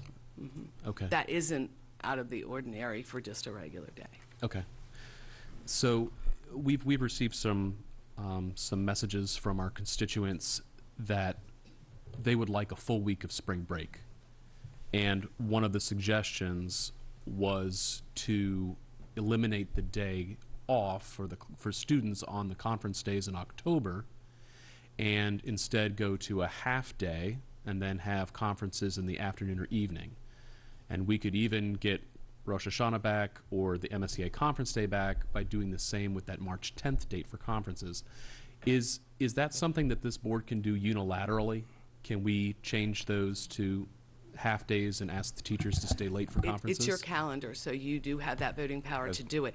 The calendar committee talked extensively about that, but it would not meet the things that we are getting and the emails that we're receiving saying they need longer. If we cut it to half day, there's going to be even a smaller amount of conferences that are going to be able to be held, and you're basically probably talking then about students who really, there are issues that teachers have to talk to the parents about, not getting information, just coming in, meeting the teacher and getting information.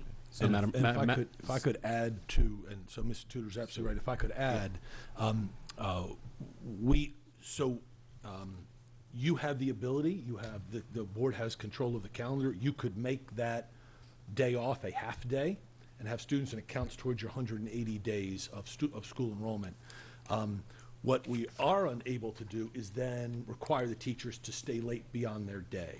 So that's what Ms. Tudor's referring to, is now you're talking about a whole day of conferences during the regular work day to now doing from midday to 3 o'clock or whatever the exit time is for those teachers in that particular building. I don't have the ability to require teachers to stay beyond their work day without negotiating that with our employee bargaining units.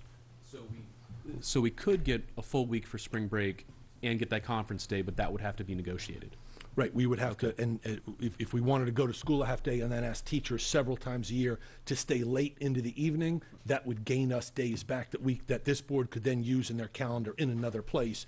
Could be spring break, it could be other holidays, could be MSEA, but it would then give the board the opportunity to have days to use in the calendar differently. Yes, sir. Because we've also heard from teachers that they would like to have that full week for some refresh and recovery. Indeed. So hopefully their bargaining unit gets that message. Mr. Reinhard, if I could just add one word of caution to that in the calendar we just presented to you, the March Parent-Teacher Conference Day is a conditional inclement weather day. Ms. Korbelak.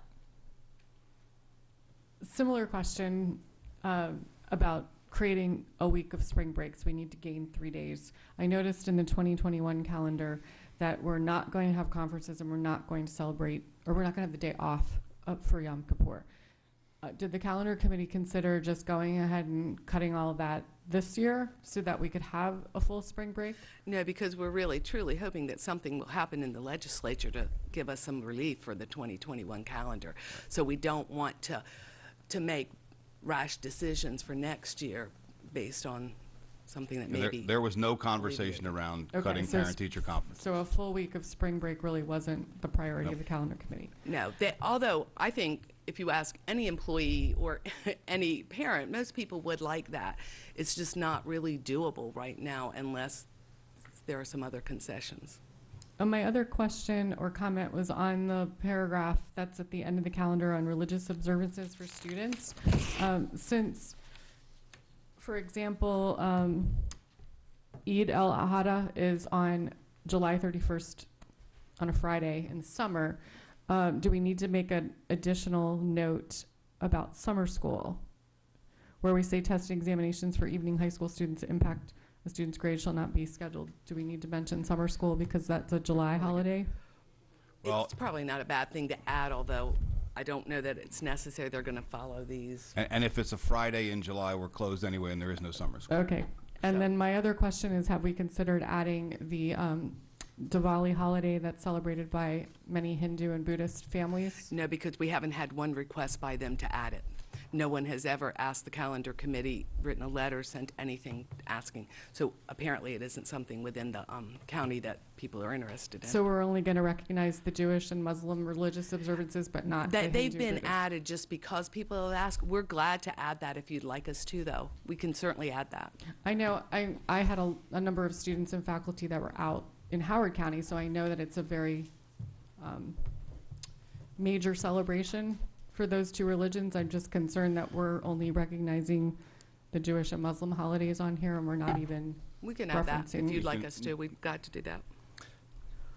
I would add that that's part of the diversity and inclusion. Instead of just waiting for someone to send a note in or something along those lines, by us engaging with the community, goes back to the customer service piece. They may say, no, we don't need to worry about it, but I think that makes us look a lot better. It also happens to be on a Sunday. Mr. Grannon. Yeah, well, I have a second question now. Just I'll go in reverse order. So you all didn't make an arbitrary determination as to which holidays to list and which not. You said basically you heard from the community about the other ones and you didn't hear from them.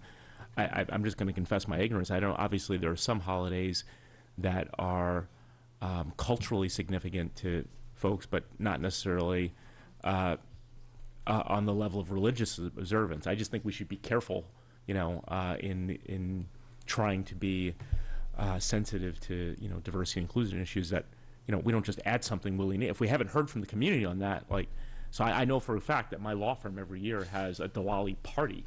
It's a party. To my knowledge, it has nothing to do with religion. If I'm wrong about that, then we should hear from the community about that. I just think we should be careful about just adding those things maybe without all the information. So I don't have a strong view on that, but I have a view that we should do it based on information.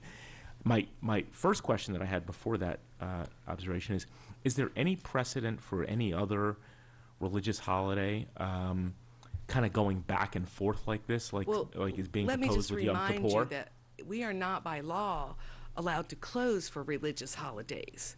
We can only close if we cannot deliver instruction. So we can close for Easter and Christmas basically because the population in Anne Arundel County would inhibit, they would not come. We have, Christians are the majority here, and that's why we close. But when I had the conversation with MSDE today, she did talk about the other holidays and say, you need to make sure your data supports your decisions to close days.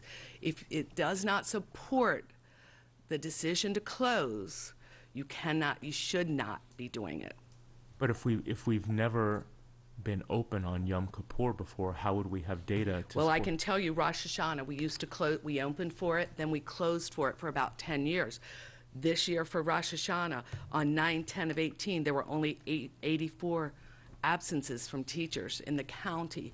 I'm not Jewish, but I think those are two totally different Well, holidays. Yom Kippur, we haven't closed for it in a while, so we have no data on that. I mean, on Yom Kippur, we have no data. Rosh Hashanah is what I was saying that we do close for, but we have the data on that. So if it stays for the 2020-2021 calendar that schools are open on Yom Kippur, we will collect the data, and if we see a significant disparity from the 4%, just normal or 3% normal absence, that's something that can be taken into account. Right. Okay, thank you. Mr. Gilleland. Thank you, Madam President. My question, a follow-up, and I can't remember if it was Mr. Reinhard or Mr. Butcher, asking about MSEA Day, the conference day, and substitutes. I know in years past and this year, we've had enough subs to cover the swing. Are we confident that the pool of substitutes will continue to be as robust as it is to fill those gaps? Again, I ask, similar to last year, as the economy continues to rebound, assuming it or not rebound, but maintain, full steam, and I assume, let's fingers crossed it does. Substitute teachers and other positions, we talked about bus drivers in months past. Those are positions that are hard to fill. I don't know that we would make predictions like that into the future. I mean, I can tell you that I was here 2 days ago and we had a substitute job fair with a packed lobby. Good. Okay. And I know that our HR people, it's an endless. I know some of it's an educated guess, best Right. guess, but my concern was just if the Right. call-outs intensify for whatever reason, and we're not able to fill that gap. The last question, just sort of Ms. Tudor, is that a snowflake on your lapel? Yes, it is. In anticipation of tomorrow, maybe? Or? What are you doing? I'm not wishing for it. It just probably is. Or it will be before we leave tonight. Ms. Korbelak. I just wanted to clarify, you were saying that we can't close for religious holidays. We're closing because of attendance, but we are required to close on some religious holidays by law, correct? For impact reasons. Yeah. Right. But, Correct. the law, State like law, for example, Easter Monday isn't really a religious holiday around here anymore, Good but Friday we're is another. required to close. Good Friday is another example. Yeah. That's correct. So going back to the comments about Diwali, to combine the two, I agree with Mr. Butcher that that's one that we could be proactive on, but I also agree with Mr. Grannon that maybe I am not very familiar with Diwali, and that perhaps our next step, rather than add it first, would be to reach out to some of the Hindu community and ask them. Sure. Because it may be one that a certain night is the way, or the day, if we just go by the calendar, we may not be getting the nuances of what it is, and asking them for their feedback on how we could best recognize that. Yeah, we're happy to do that. Could we do that? Sure. So is that, amen? Okay. That's right. I mean, reach out and let's see what we can do and how, if the desire is there for us to observe it and honor that in some way. And we were hoping that we could settle the 1920 before we present 2021. Well, we have just to so vote we on them have- as one. It's one vote. Yeah, we'll go through 1920 and through 2021, and then Okay. you can vote if that's okay. I meant to present. We don't vote on that one tonight. That's all All right, so 2021, we have been talking for several years about the governor's executive order and the impact that it would have on school systems, particularly when Labor Day is late. And so 2021 is that year. Labor Day is the 7th of September, so schools cannot start until the 8th and still have to finish by the 15th. So the calendar that's in front of you, which is based on some of the same principles as much as we could with 1920, builds in the 2 inclement weather days. The 3rd conditional day has to be Easter Monday, however. It brings that back into play because there are no parent-teacher conference days at any level, as someone observed earlier. So we go back to the 181 days for elementary and middle schools and 180 at high schools. There are 3 days for Thanksgiving break, but only 2 for Easter spring break. So we lose the Thursday, and we have Good Friday and Easter Monday, which, as Ms. Korbelak just observed, we're required to close for. Schools will be open on Yom Kippur and on the MSEA Convention Day, and we would build in the 5 days past the 15th that we talked about. So those are the differentiations in 2021 as opposed to 1920. We are very hopeful that there will be legislation that would help this. Mr. Reinhard. Again, I'd like to reiterate that we could have conferences in 2021 if we could make those concessions to have 3 half-days or 3 early dismissals and then have those conferences later into the evenings. You could. That's a negotiation issue, right? Mr. Grannon. Yeah, is there a legal requirement that we have to tentatively approve a calendar 2 years in advance? No. So We do it because we've that's just had the way it's public been has done. asked. No, we actually just started doing this about 3 or 4 years ago because the public asked us to do 2 in a row so they could plan ahead on vacations, different things like that. I mean, the 1920 we do need to get because people, that's next year. But we started that at request of our community. And it was before the governor's executive order where the end of the school year wasn't defined. Okay, is there some way to inform the public that this tentative calendar is being proposed with hopes that it will change? Because I think putting something out there in writing that says there are going to be no days for parent-teacher conferences at all, when no one wants that, I'm not going to vote for that. That doesn't make any sense. Sending something out that we're hoping is going to change, like how does that help people plan? Well, if there's no legislation that changes the end of the school year or allows us to count the 5 days into the calendar, there's not much you can change in this calendar. Because you have a defined beginning and a defined end, and because of the lateness of Labor Day, the box becomes very small. I mean, we had 30 people looking at different ways we could do that. You know, as Mr. Reinhardt said, some things would have to go back to negotiation if we wanted to change some of the things that were here, but there just are no other days. We have to go 180 days by law. When you don't start till September 18th and you have to be out June 15th and you take the state and federal holidays that you're mandated to take, that's where we are. That calendar you're looking at is where we are. And honestly, as I have said, and Mr. Reinhardt has been in parent meetings with me that I have stated this, please look at it really hard. If you have suggestions, bring them to us. Because what you would be approving isn't you would be approving that tentatively. It's not, you don't approve it till next year. We're hoping that by next year, or you don't have to approve that one at all. I mean, that's your choice, but we're hoping by next year we're going to come up with something else in legislation or in negotiation. But if we as a body want to communicate to the legislature that changes need to be made in this area, I think we're undercutting that message if we pass a tentative calendar that says we basically could do this. We feel like we need to show them what it's going to look like because they need to see what it's going to look like if they don't do something. Right. We've been making it's this not real if they don't see it. And Mr. Grannon, that's an important point, is that, and I've talked to my colleagues around the state and legislators earlier this week, that the legislators know that we've known this is going to be an issue several years out. We've known that Labor Day was going to be late. And part of this, we believe, is helping create some concern among our constituents.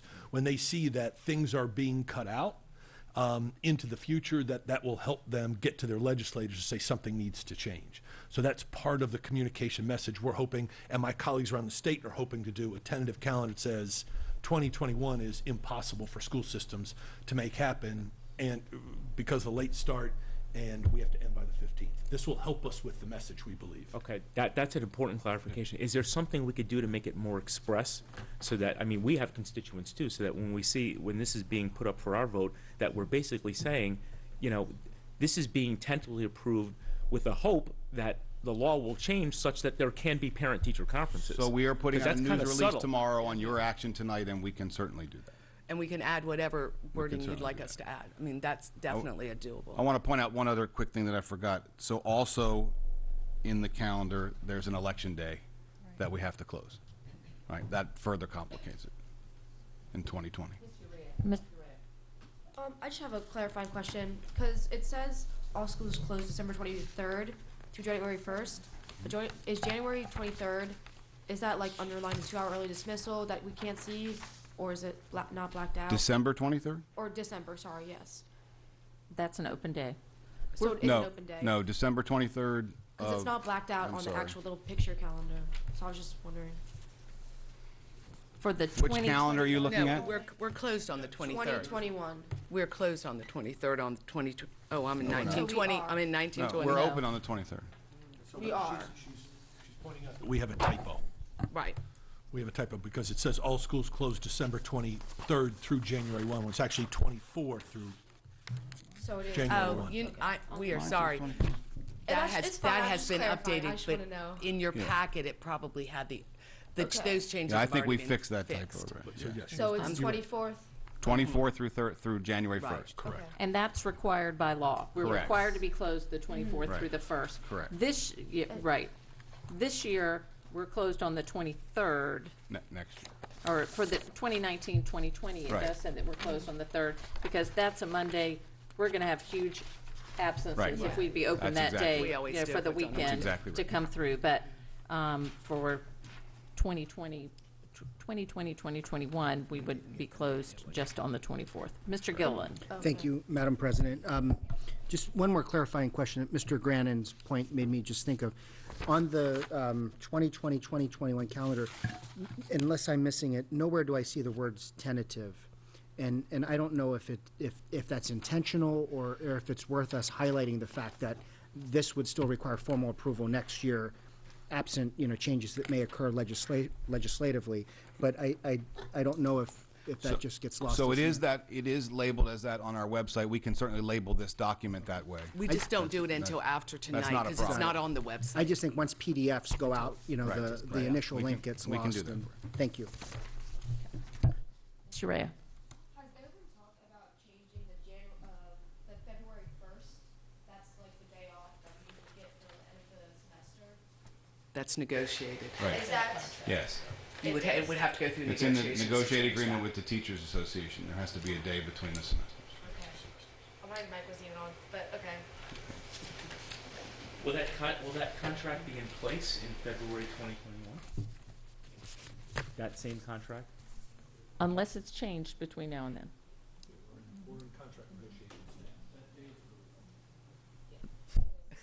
That's actually a day that the teachers really need to get their grades input and things Right, it before they used to be switch 2 over and to we all cut new it class down to 1. schedules for a second semester, so. No, it's kind of, I'm going to agree with Mr. Reinhard on that one. That's one we don't want to touch. It's not more important than parent-teacher conferences. Actually, it is. When you have teachers that many teachers are going to teach entirely new classes for their second semester and having to switch over their materials to have a day to prepare for their classes for the next semester and get all their grades input and have everything in there. It's a crucial day to keep schools running and keep students on track to have there. So, Ms. Urrea.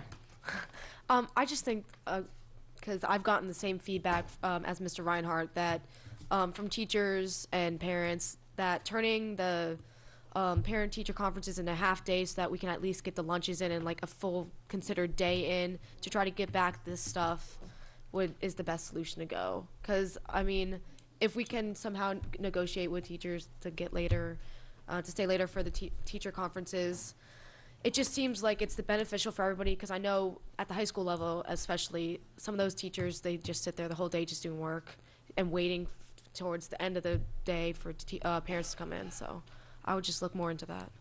Okay. Thank you. So, are there any other board questions or comments? Is there any public comment? I do have one card, Ms. Schalheim.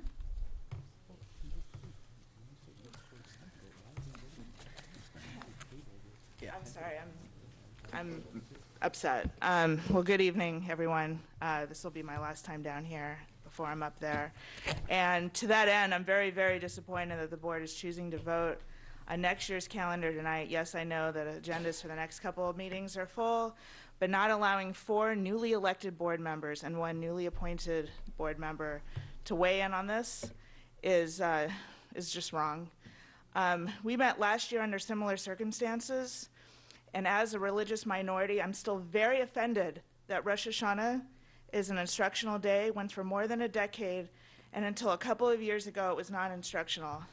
And I'm very aware, that the state is unfortunately still bound by the school executive order, despite our joint efforts to change it last year.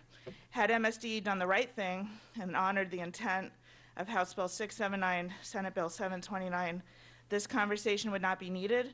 But instead, I must once again be a voice for my community and for other cultural and religious minorities in our county. Racism, anti-Semitism, hate speech, and actions are all on the rise in both our county and in our schools.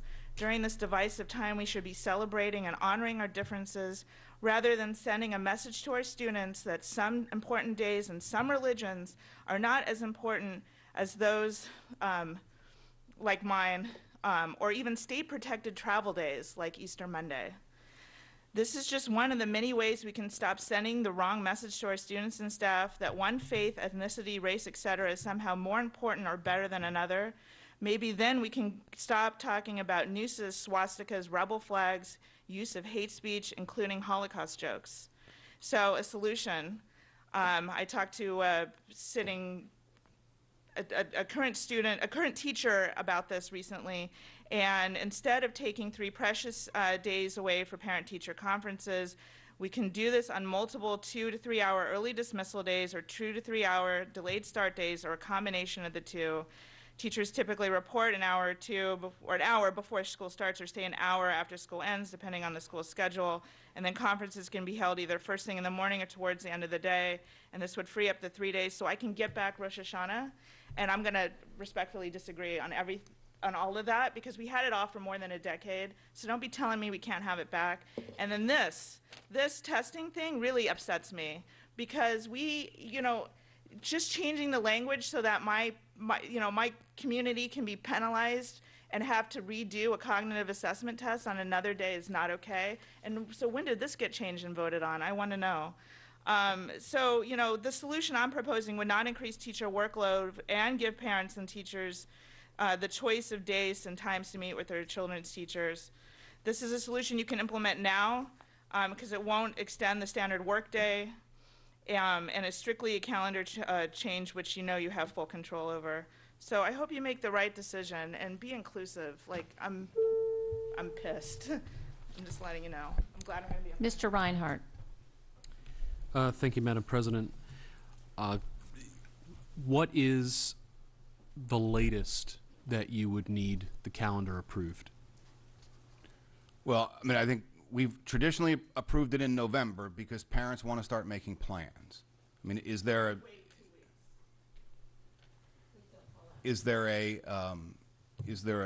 state mandated date? No. Okay. But I think the longer you wait, the more you adversely impact parent plans. Understood. And the calendar could be added as an agenda item if 2 board members request?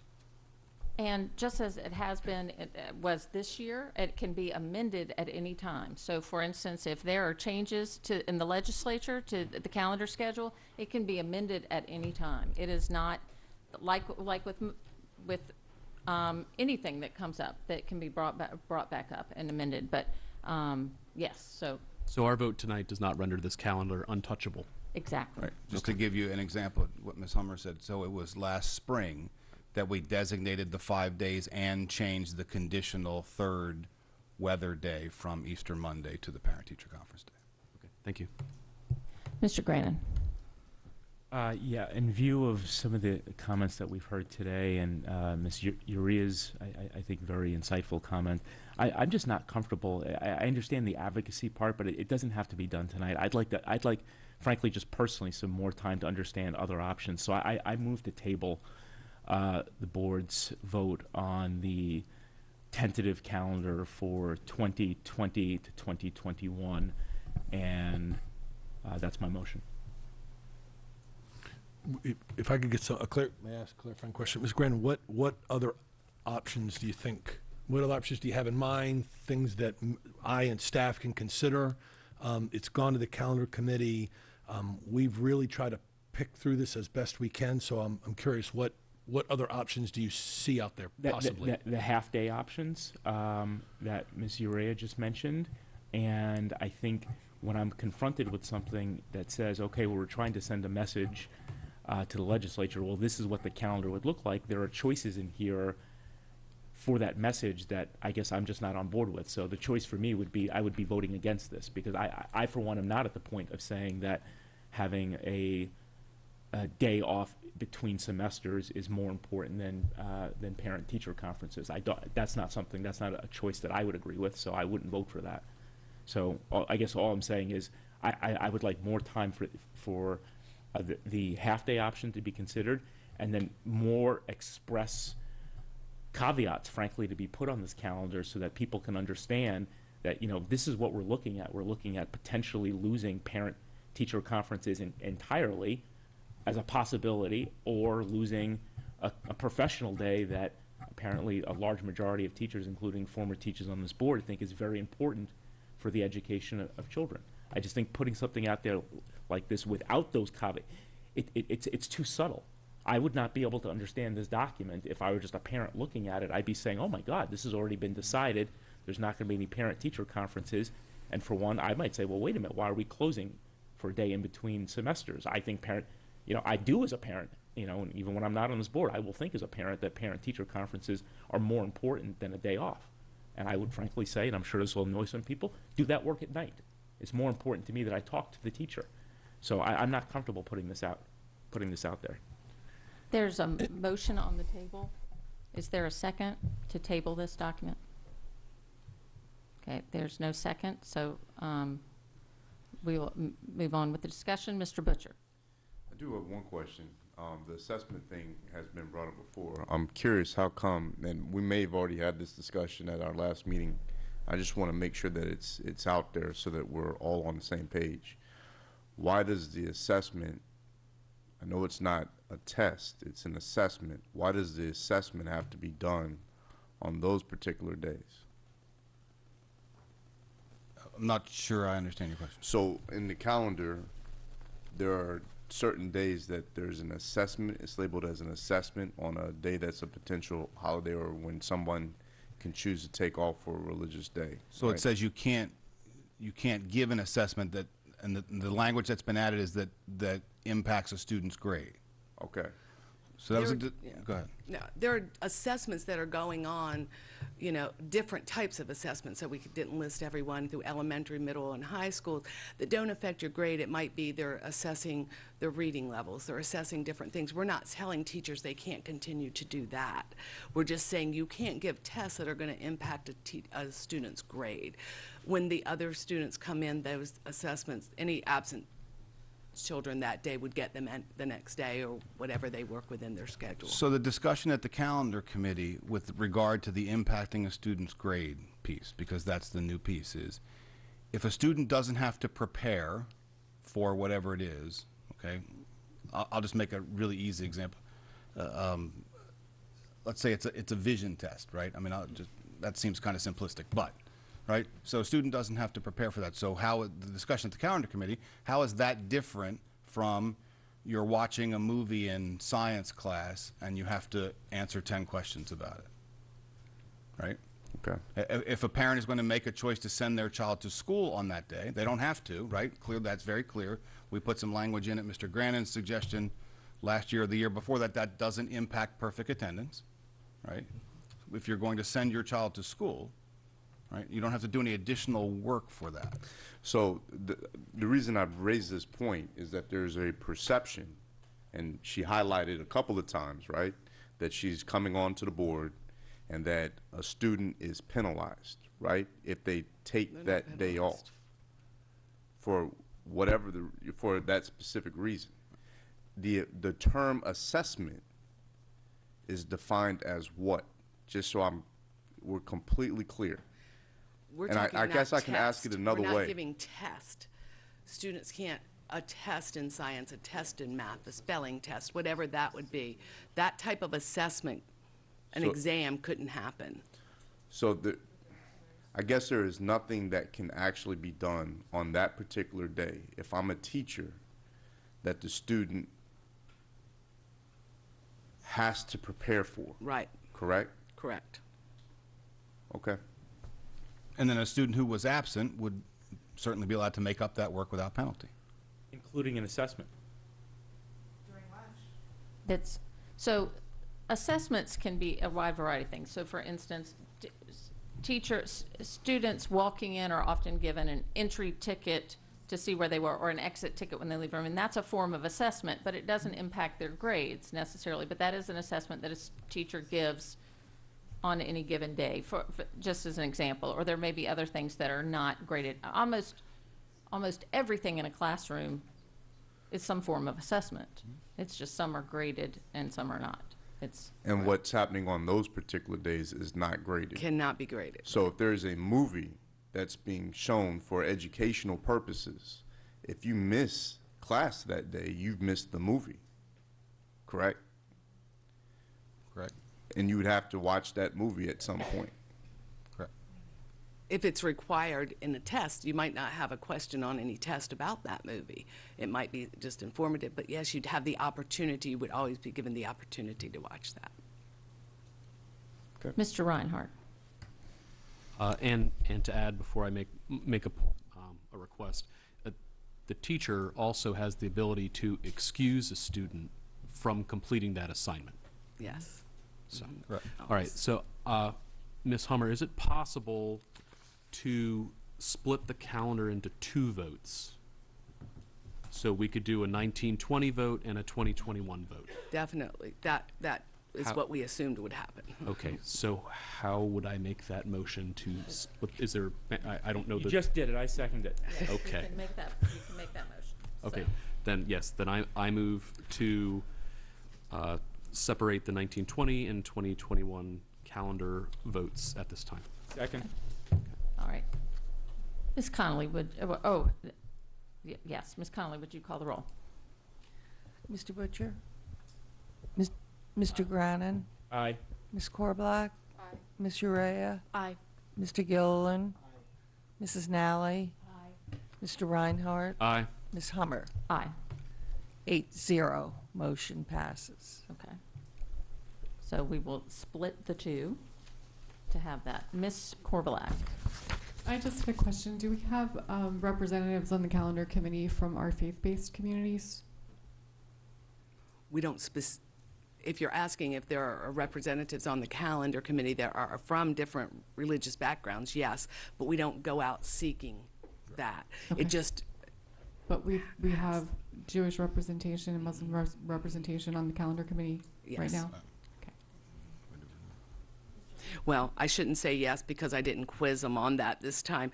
Sometimes they just like the teachers said she was Jewish the last time. So, we were talking about one of the things, and she, her point was, I'm going to get the day off anyway. I don't care if it's, on the calendar. Sometimes the students or a parent will say specifically, but we do not ask that specifically. That's something, if you wanted us to do that, would have to be added to policy because it doesn't state that in policy. And that may be a dangerous road to walk down. To have Mr. Grannon.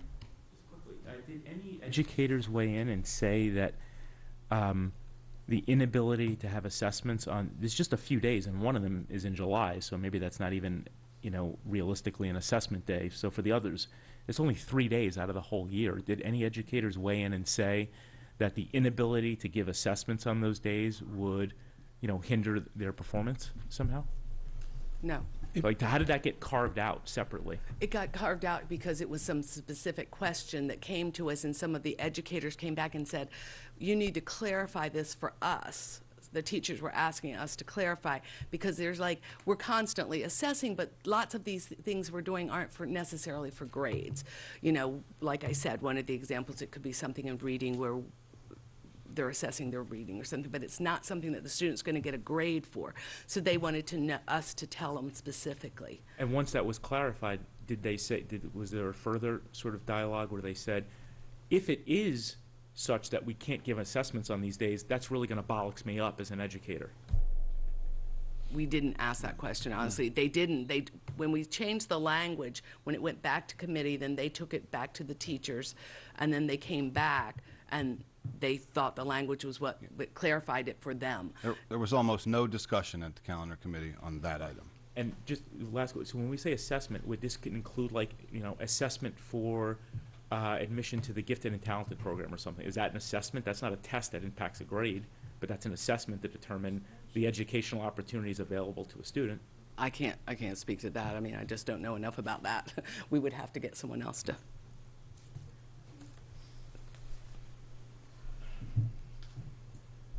Urrea.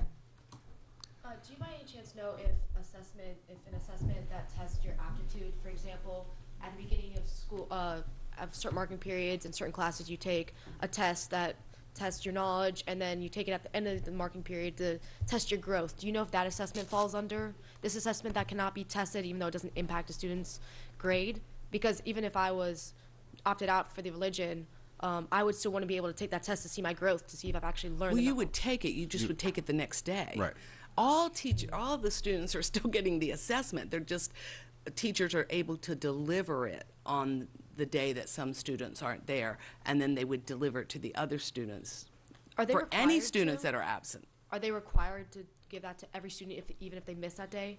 Because there's been scenarios where the student's just exempted from it. So I'm not wondering. aware of that. No. I'm not aware of that. Okay. Mr. Reinhard. Typically, pre-assessments are not graded, so ultimately that would be the decision of the teacher. But any teacher worth their salt is going to want to know where their students are at the beginning of a unit to be able to measure that growth. Having taught in a prior district with a very diverse religious group, just religious experience for all of our kids, the first thing that we would do when we got our calendar was pull out our plan book and put X's on those days as no assessment days. It just became part of the routine, and understanding that you know, Arundel has but is now becoming more providing more clarity with those expectations on the important religious days. That will become a practice for our teachers too. It's just, you know, it takes some time, and it's going to take these conversations and reminding. But our teachers will get there, and they'll just get used to putting the X in the plan book, and it's, you know, you still do instruction, but yeah, you just avoid certain things. And often the biggest struggle was for our students that were fasting for long periods of time, and how did we deal with those kids? And we haven't touched on that. But trying to teach students that have been fasting for a week or longer, memory and retention can be a challenge. And again, as our county grows more diverse, we will have to become more responsive to our different religious groups here. But you know, it's one step at a time, and I am pleased to see that language, and I'm pleased to see that that there is recognition and just a little bit of professional development to get our folks there. Dr. Arlato, is ongoing education being done with our teachers and our administrators about how they should be observing and planning around religious observance days? Yes, those conversations we've had with principals, and then principals are sharing with their staffs. Yes. Mr. Grannon. I just think for all the reasons you just said, if it's happening de facto, why would we be concerned about just writing it down expressly so everybody knows? And so that we don't have some of these concerns from the community. If it's already happening, that they're avoiding those days for assessments, why wouldn't we just write that down so it's clear and there's a record of it? That to me seems to be the better course. Well, it does seem that it is written down here, that it's saying that we're not doing graded assessments on those days, that is what the language says. The graded assessment, I took Mr. Reinhardt's comment to mean, like, even the ones that don't impact the grade, that teachers are taking out their books and Xing those days, but they're doing it de facto. And I guess all I'm saying is, why would we just kind of have that happen informally rather than writing it down? We still maintain regular instruction, and assessment happens as part of regular instruction. That would not be the chapter is saying I'm going to include this. Instruction is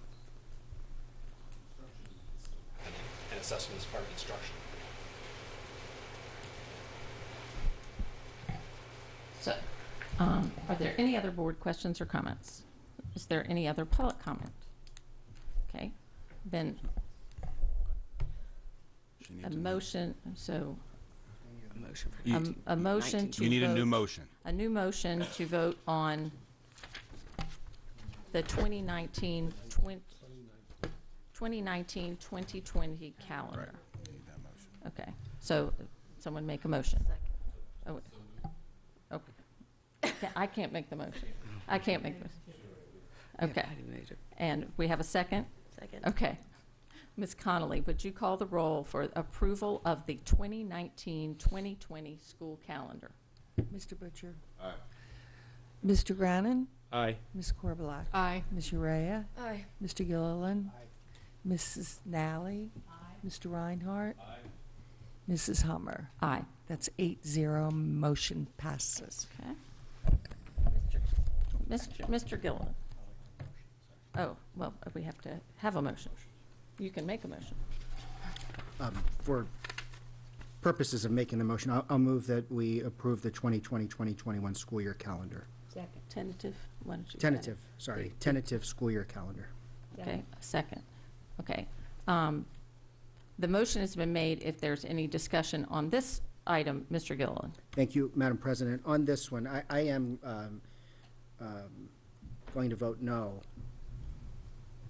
on the 2020-2021 tentative school year calendar. And I just want to preface the vote by saying I completely understand the planning and the fact that we've been doing this now for a couple of years, and I see tremendous value in planning and giving as much advance notice to the broader public as much as we can. That being said, I just feel like there's extenuating circumstances that precludes me from rendering the appropriate vote on this one at this time, and it's my hope that we don't need to wait until next fall, but perhaps as we start to see what's happening during the General Assembly, as bills are advancing through committee, or we can wait until sine die and do it. But perhaps then April is the best time for us to do it, so that we can at least vote still in this school year to give two school year to give two calendar year years advance notice. But for those reasons, again, not that I'm against giving that horizon view, but I just don't think I can do that with the right intent at this time. So that's why I'm going to vote no on this particular motion. Ms. Urrea. My mic's on now. I just want to piggyback off of Mr. Gilleland and say I'm going to vote no for this as well. I want to thank you all for the work that you've been putting into this and research. I just think that if we were to vote all yes tonight and pass it through, I just personally feel like it would get forgotten almost, and I just want to make sure that we're still looking into options like Mr. Reinhard brought up, and I brought up as well, the half days, and that's just why. So thank you. Ms. Korbelak. If we vote this down tonight, can we still use this? Will this still be helpful to you as you're showing an example to the legislature?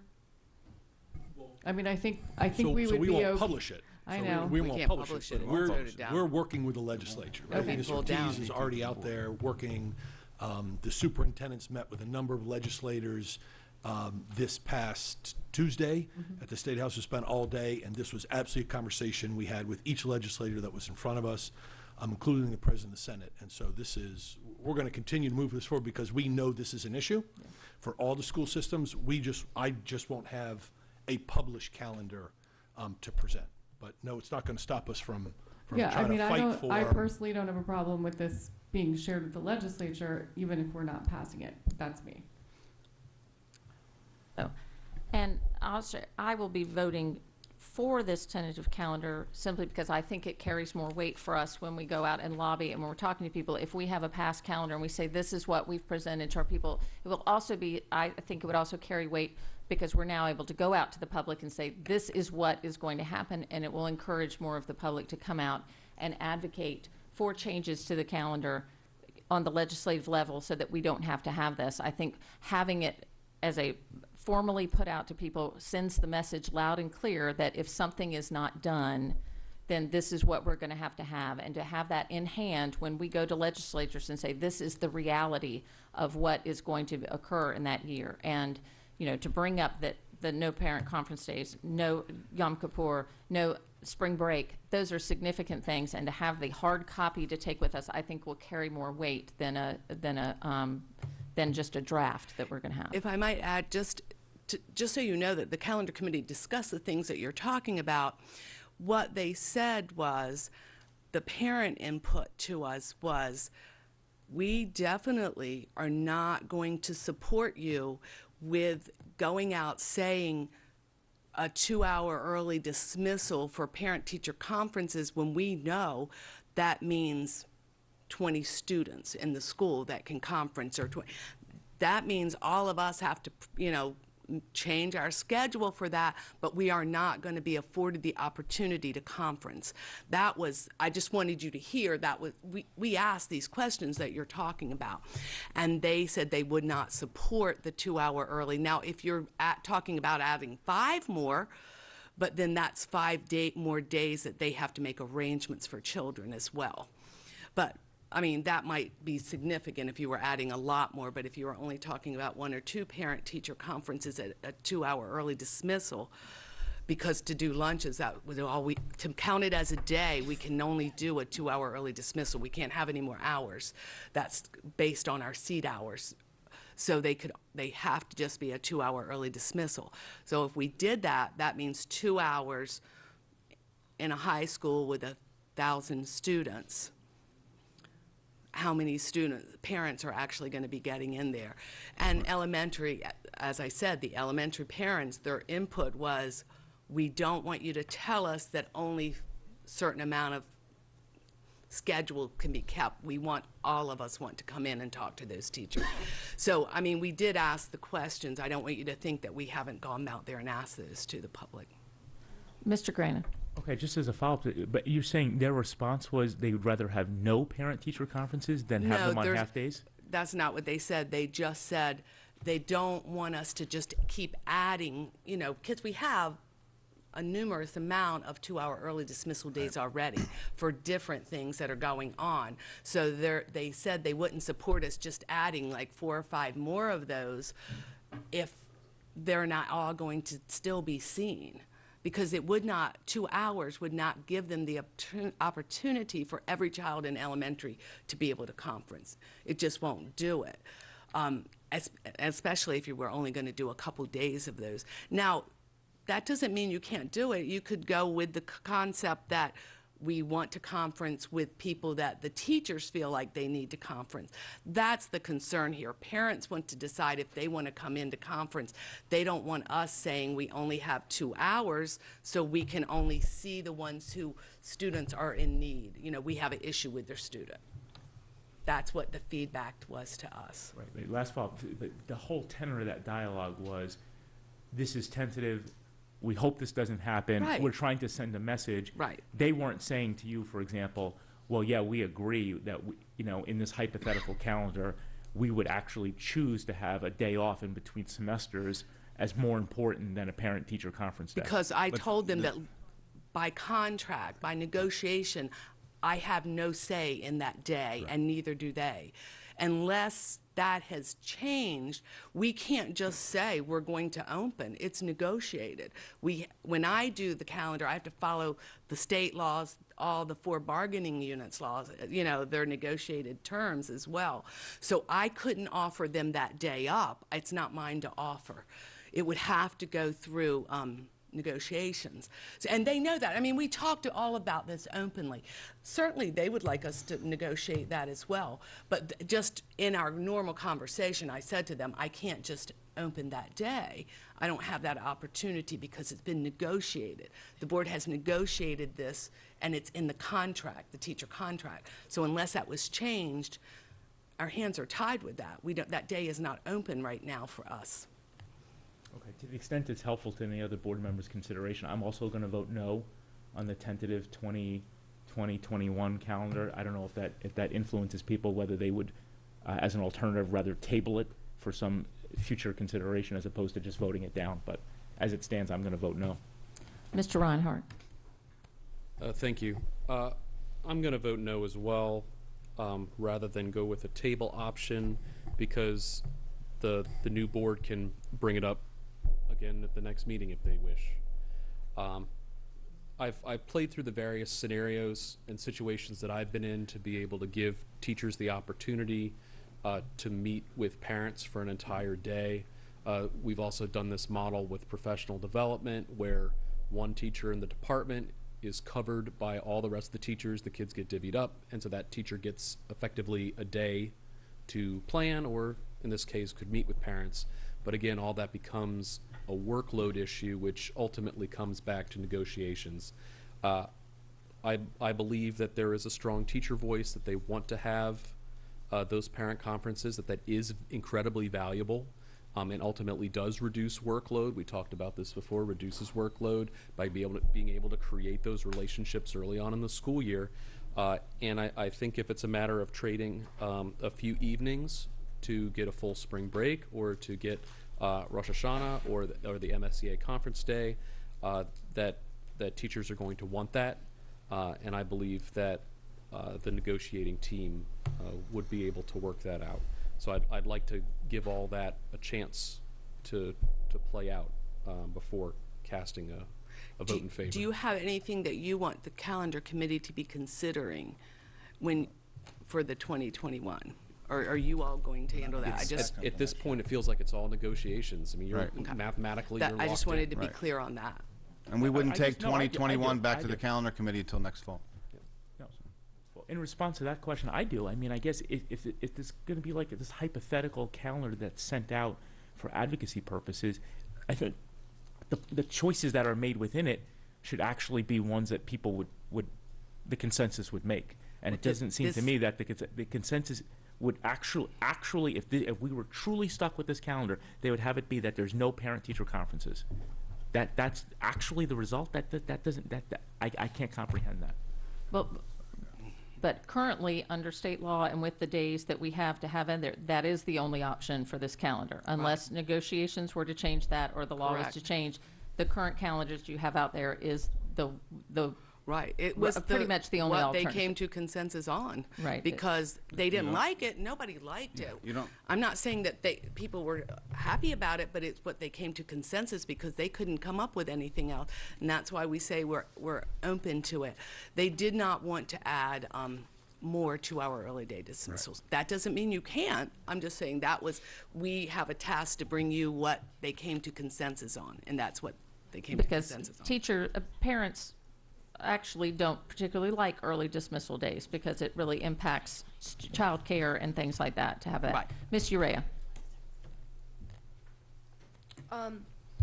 So if my understanding is correct, for the 2020 to 2021 calendar, Thanksgiving is on the 26th of November, correct? Like the actual Thanksgiving day. It is? Okay. Because I mean, if worst... in front of me.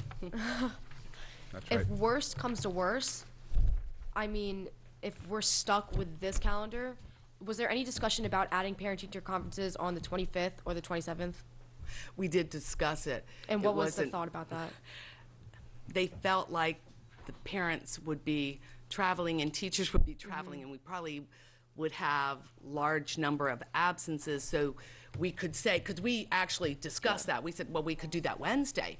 Let's do that as a conference day. And they said, yeah, but you're kind of just putting it on paper to say it, knowing that you're going to have a huge number of teachers who aren't going to be there to conference. They're not going to come in. They're traveling that day. And you're going to have parents that are traveling said they wouldn't. But we could still do that if you choose. But we discussed all of those options. Because it is, in my opinion, I cannot imagine a calendar without parent-teacher conferences. I can't either. So I mean, I just can't believe I'm saying- bringing you one. So I was just saying that as an option, but okay, thank you. Mr. Reinhard. Call the question. Okay. Thank you. All right. So, Ms. Connolly, would you call the roll, please? Mr. Butcher? No. Mr. Grannon? Nay. Ms. Korbelak? Nay. Ms. Urrea? No. Mr. Gilleland? No. Mr. Reinhardt? I thought you said Miss- Reinhardt. He did. Skip Ms. me. Hummer? Oh, I'm sorry, Mrs. Nalley. It's late. Nay. Mrs. Nalley, beg your pardon. Mr. Reinhardt, Ms. Hummer. I'm going to join and say nay. Oh, you are going to. I am going to say nay, although I still believe that it would be a valuable tool, but. So it's a 0 stand in by the, Okay. 0 in the Alright. negative, Right. 8 in the affirmative. Motion passes. All right. Can I just say one, Mr. Moser, I know that it's almost 11:15, about Motion 2 hours fails. before you shoot out your email. Motion fails. Yeah. She said passes. Oh. I'm gonna miss your Motion- emails, man. I'll keep you on the list. I actually have a request that I know Dr. Alato is gonna say no to, so I'd ask, because I would ask you to expand that to sports. But if he's gonna say no to that, perhaps you would think about, in your spare time, coming up with a podcast and just talking about different. In my deadly spare events. time, Yeah, if you I'll have. work on that. I would at least subscribe. So, and Ms. Connolly, just making sure that that motion was voted down. I misstated Right, that. that's, just Right. want to make clear. So the motion failed. Motion failed. 0-8. All right. Item 5.07 is ratification of the negotiated agreement. Dr. Arlato, your recommendation. Yes, ma'am. I recommend board approval of the tentative agreement between the Board of Education and the Secretaries and Assistants Association of Anne Arundel County. Second. Okay. And Ms. Rawls. Yes. Good evening. For the record, my name is Melissa Rawls, and I am the Director of Employee Relations. Good evening to Ms. Hummer, Dr. Alato, and members of the board. The negotiating teams for the Board of Education and the Secretaries and Assistants Association of Anne Arundel County reached a tentative agreement for fiscal year 2019, subject to your approval. The summary of changes as agreed upon by both parties include the following: that all Unit 4 employees would receive a 3.454% COLA effective July 1st, 2018. That a mid-year step would be granted to eligible Unit 4 employees, and that there would be modifications to the process utilized to post vacancies. Lastly, there were modifications to FMLA language, which included the implementation of a 1,250-hour work requirement, a rolling calendar year, and a job-protected alternative leave programs for employees who are ineligible for FMLA. The negotiating teams reached an agreement that best serves the interest of SAAC members and recognizes their commitment to AACPS students, staff, and community. I would like to thank Bradley Darjan, the UNISERV Director for SAAC, SAAC President Helen Wilkerson, and the bargaining team for their efforts to reach this agreement. On November 12, 2018, SAAC approved this agreement, and I respectfully request your approval as well, and that you ratify the noted summary of changes. All right. Are there any board questions or comments? Oh, Ms. Wilkerson, I'm sorry. At this time, hi, Helen Wilkerson, President of SAAC. We just would like to thank you, President Hummer and Dr. Alato, for all that you're doing. And I also want to add a little off of that to say thank you to Mr. Butcher, Ms. Nalley, Mr. Reinhardt, and Ms. Korbelak. Thank you for your service here. and all that you have done for Anne Arundel County Public Schools and for the association. I'm sorry to see that you had to go, but we hope that your endeavors would be a great one as you move forward. We do thank you for the consideration of this contract. It was a long, hard pulling one. We are also thankful that we were able to, for the first time in over 19 years, that we were able to give that we may be able to give our employees a 0.345% COLA, and we are happy for all the changes, and we hope that you agree upon what we come to an agreement with. Thank you. So, are there any board questions or comments? Is there any public comment? I will just say thank you both for all your hard work on this. And Ms. Connolly, would you call the roll? Mr. Butcher? Aye. Mr. Grannon? Aye. Ms. Korbelak? Aye. Ms. Urrea? Aye. Mr. Gilleland? Aye. Mrs. Nalley? Aye. Mr. Reinhard? Aye. Ms. Hummer? Aye. 8-0, motion passes. Thank you very much. You all have a pleasant evening. That's the left of it. Anything else?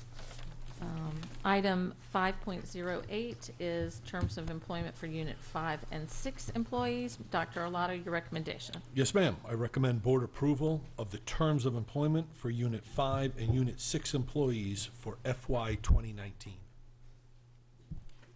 Do I have a motion? So moved. Do I have a second? Second. Ms. Rawls. Thank you. Again, for the record, my name is Melissa Rawls, and I am the Director of Employee Relations.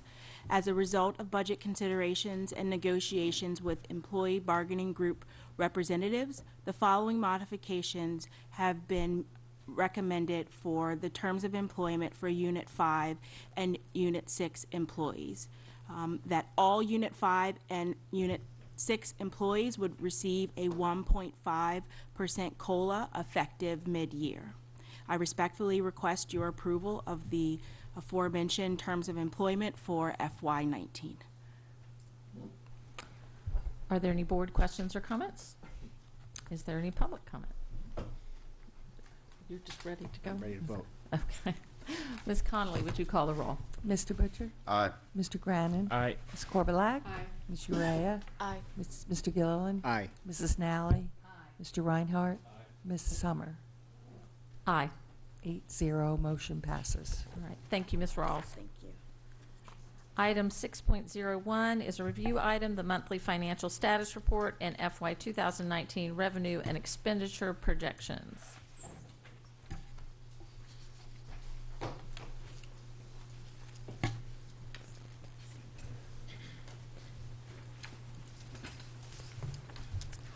All right.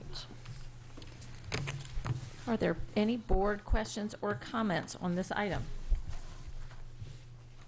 Is there any public comment? All right, that is done. Oh, Colin, you got to get in there. Okay. So looking at other instructional costs, what falls into that category?